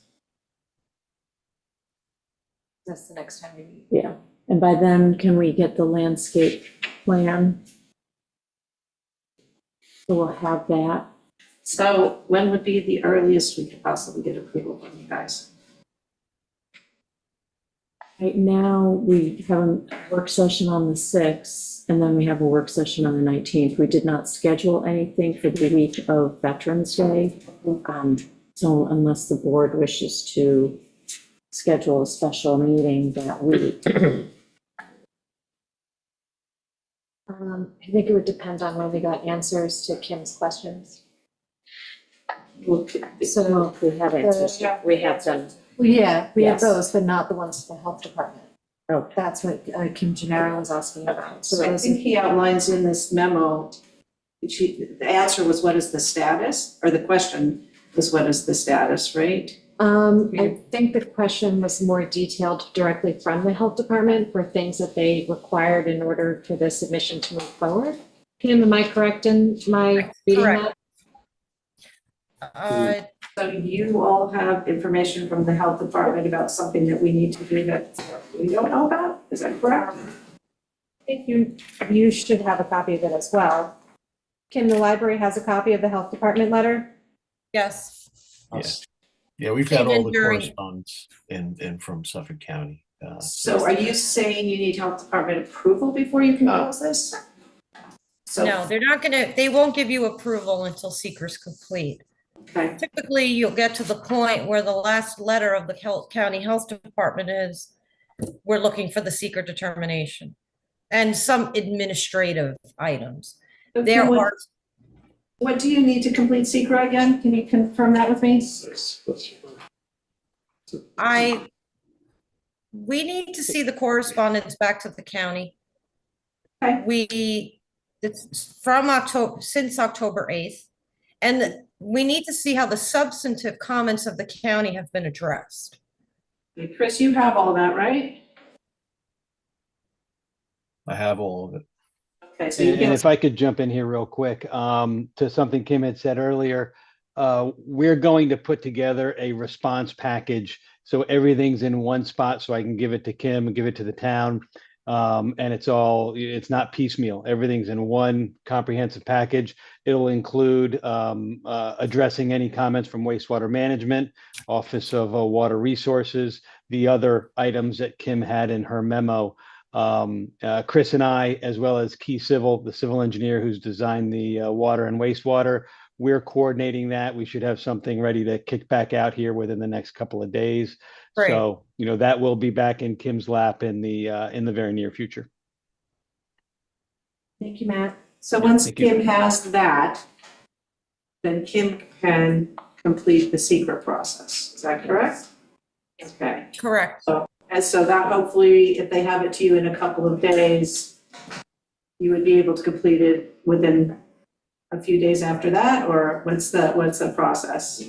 I'm trying to get a timeline here. I will do my best to get it done as quickly as possible and issue the draft to the board. Okay, so we're gonna get that to Kim, we're gonna get the package to Kim and to the board. So you're gonna adjourn this until the 6th. November 6th, And we're gonna get everything to you well in advance. And then on the 6th, you'll close the hearing. And then the next meeting is the next 18th, 19th? It's 19th.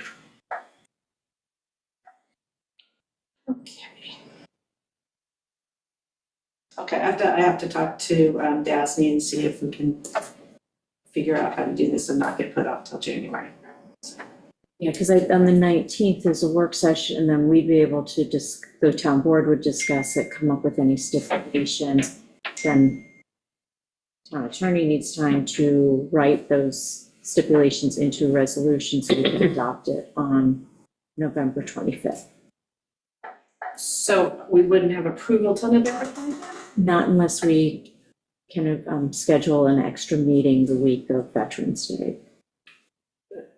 Well, the 25th, then we're out with Dasney, so I'm disappointed, to say the least. It's a complicated process.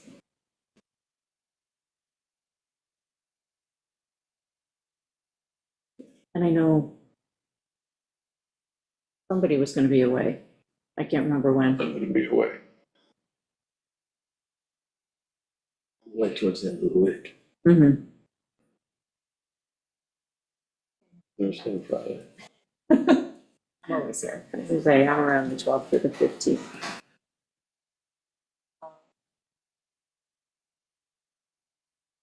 If the 6th is a work session and it's a special, could we close it and then have our work session discussion about it on the 6th, if we have everything we need? We could do that. Right now, let me just look at what actually, we start off with the special meeting because it's a public hearing on the budget. Okay. We're gonna have the public hearing on the Kramer Bulkhead and Dock. So we'd be adding this and Leftus Hills, was that the one? Yes. So yes, and then we would go into a And work then we go session. into work session, so we Okay. could discuss it after that. Okay. And then So then have we it could finalized do by it the 19th. by the 19th. Thank you. Yeah, we could shoot for that. You will be at the Suffolk County Planning Commission, so we'll have to go over any stipulations and things that we want. We'll to make look good into. notes. Okay. All right, shoot for that. And a flow chart if possible. Of course. What do you expect? A flow chart, a Flow chart. spreadsheet, you're gonna get a little Yeah. diagram. Sheet, with- okay. It's gonna be Yes. perfect. Flow charts, You're spreadsheets. gonna have no questions. It'll be fine. Okay, Thank you. all right, so a motion No, to thank you. adjourn this until November 6th. All in favor? Aye. Thank you. Okay, so now we have a few resolutions. So Public hearings are all closed, and we'll get back into the regular work session. And, I mean, not the work session, the meeting. Albert, do you want to start off with the first resolution? Nicholas, I got you. Pardon? Nicholas. No, the override of the tax levy.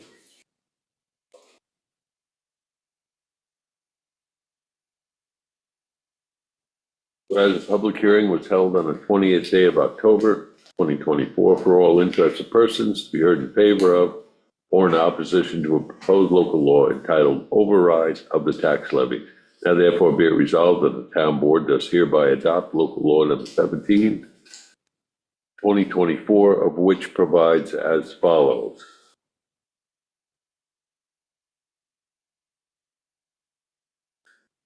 Legislative intent, it is the intent of this local law to override the limit on the amount of real property taxes that may be levied by the town of Shelter Island, County of Suffolk, pursuant to general municipal local law, section 3C, and to allow the town of Shelter Island, County of Suffolk to adopt the town budget for town purposes, fire protection districts, and any other special improvement district governed by the town board for the fiscal year 2025 that requires a real property tax levy in excess of the tax levy limit as defined by general municipal law, section 3C.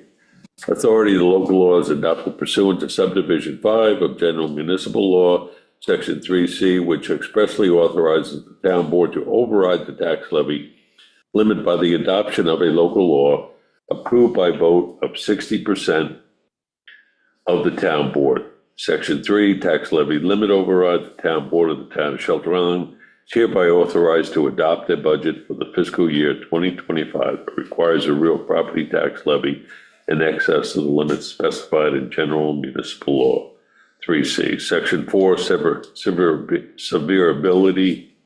If any clause, sentence, paragraph, subdivision, or part of this local law, the application thereof to any person, firm, or corporation or circumstance shall be adjusted by any court of competent jurisdiction to be invalid or unconstitutional, such order or judgment shall not affect, impair, or invalidate the remainder thereof, but shall be confined in its operation to the clause, sentence, paragraph, subdivision, or part of the local law, or in the application to the person, individual, firm, or corporation, or circumstance directly involved in the controversy in which such judgment or order shall be rendered.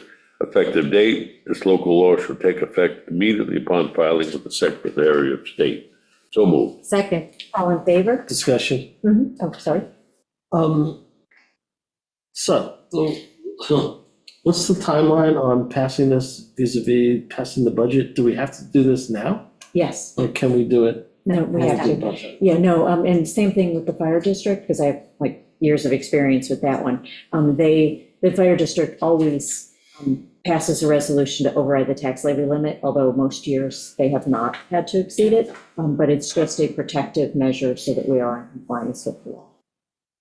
So you pass this just in case, although for the town, our budget, it's so small. But we're still gonna hold a public hearing on the budget. Oh, yeah, no, this is just a compliance issue. We have to comply with these It regulations. just authorizes you to, if you have to, pass the resolution when you approve the budget to override. So why don't we do it then? No, because you have to have a public hearing for it. That's why. It's not a mere resolution. You have to have a public hearing. Yeah. Prior to. Well, we've had the public hearing. Okay.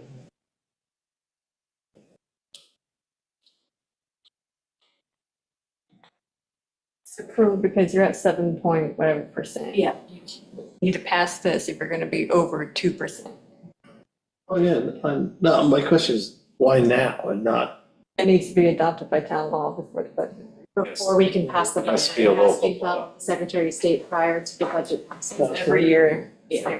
Yeah, I was gonna say, I don't have the exact timing. I just know, like, for the fire district, I've got that one, like, that had to be passed at the last fire commissioners meeting. So I know this is a similar thing. Like this, you can't, like, you have to put the course before the party. And how long has the timing been with the Secretary of State on filing of the resolutions? Ever, sorry. 2 weeks. So 2 weeks. Which I already have it prepared, ready to go in the mail tomorrow. And we have to pass the budget on the 19th. So, Yeah, the actual language in general municipal law, it says a local government may adopt a budget that requires a tax levy that is greater than the tax levy limit for the coming fiscal year.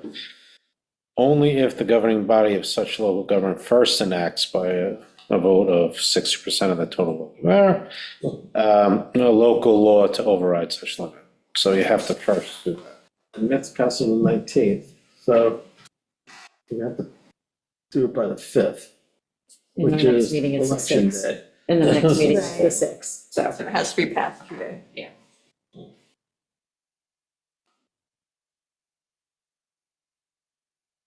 May I ask what your hesitancy is in Okay. passing? I was wondering if there's a reason to pass it back, as opposed to later, but, okay. Yeah, and I mean, historically, like, I know for the fire district, every year they do it just in case. And most years, they don't exceed the cap. So but it's just a protective measure.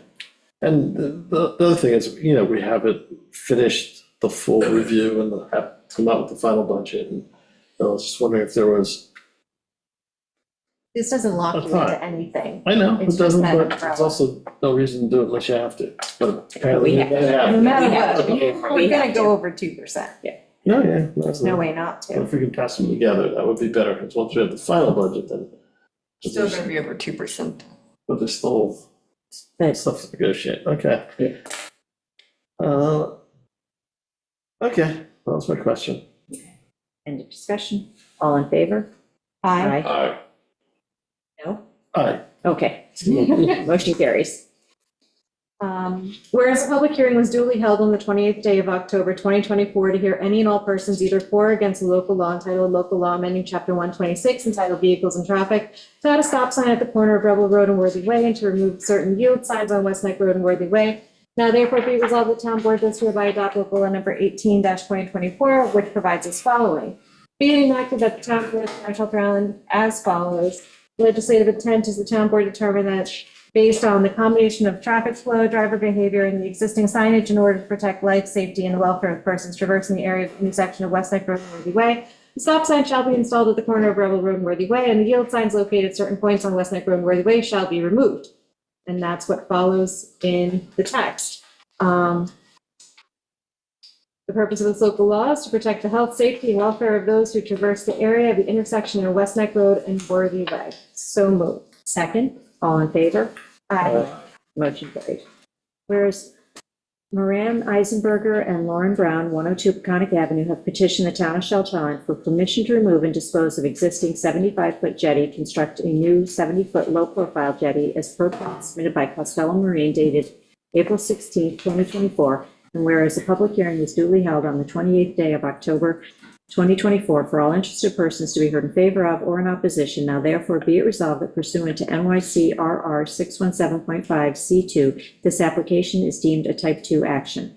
Reasons supporting this determination. The proposed construction, 1, will not cause an obstruction into navigable channels or an interference with navigation. 2, will not adversely affect the public's right to use town waters or land under town waters. 3, will not adversely affect shell fishing grounds or other aquatic wildlife which may exist in the immediate area. 4, will not adversely affect the quality of the tidal water, shoreline, or beaches. 5, will not adversely affect the rights of adjacent residents. And be it further resolved that the town clerk is hereby authorized to issue a permit for the aforementioned construction as per specifications filed after said applicant pursuant to section 53-9 of the Code of the Town of Shelter Island has filed with the town clerk a certificate that the owner has at least $300,000 liability insurance on the location on operations covered by said permit, a copy of the contractor's current home improvement contractor's license, and a certificate from the contractor performing the operations covered by said permit that said contractor has an owner/contractor's policy issued in favor of the town of Shelter Island with liability limits of at least $500,000 covering operations of the contractor pursuant to said permit. And be it further resolved that said operations shall be completed within 1 year from the date of issuance of this permit. Said permit is subject to the recommended limitations and any requirements that may be necessary under the New York State Department of Environmental Conservation, the Army Corps of Engineers, and any other agencies having jurisdiction. So moved. Second. All in favor? Aye. Motion carried. Whereas Nicholas Argyro, 2 Sheep Pasture Lane, has petitioned the town of Shelter Island for permission to relocate current mooring C-3657 to a location designated as 41.08821 degrees north and minus 72.32245 degrees west. And whereas a public hearing was duly held on the 28th day of October 2024 for all interested persons to be heard in favor of or in opposition.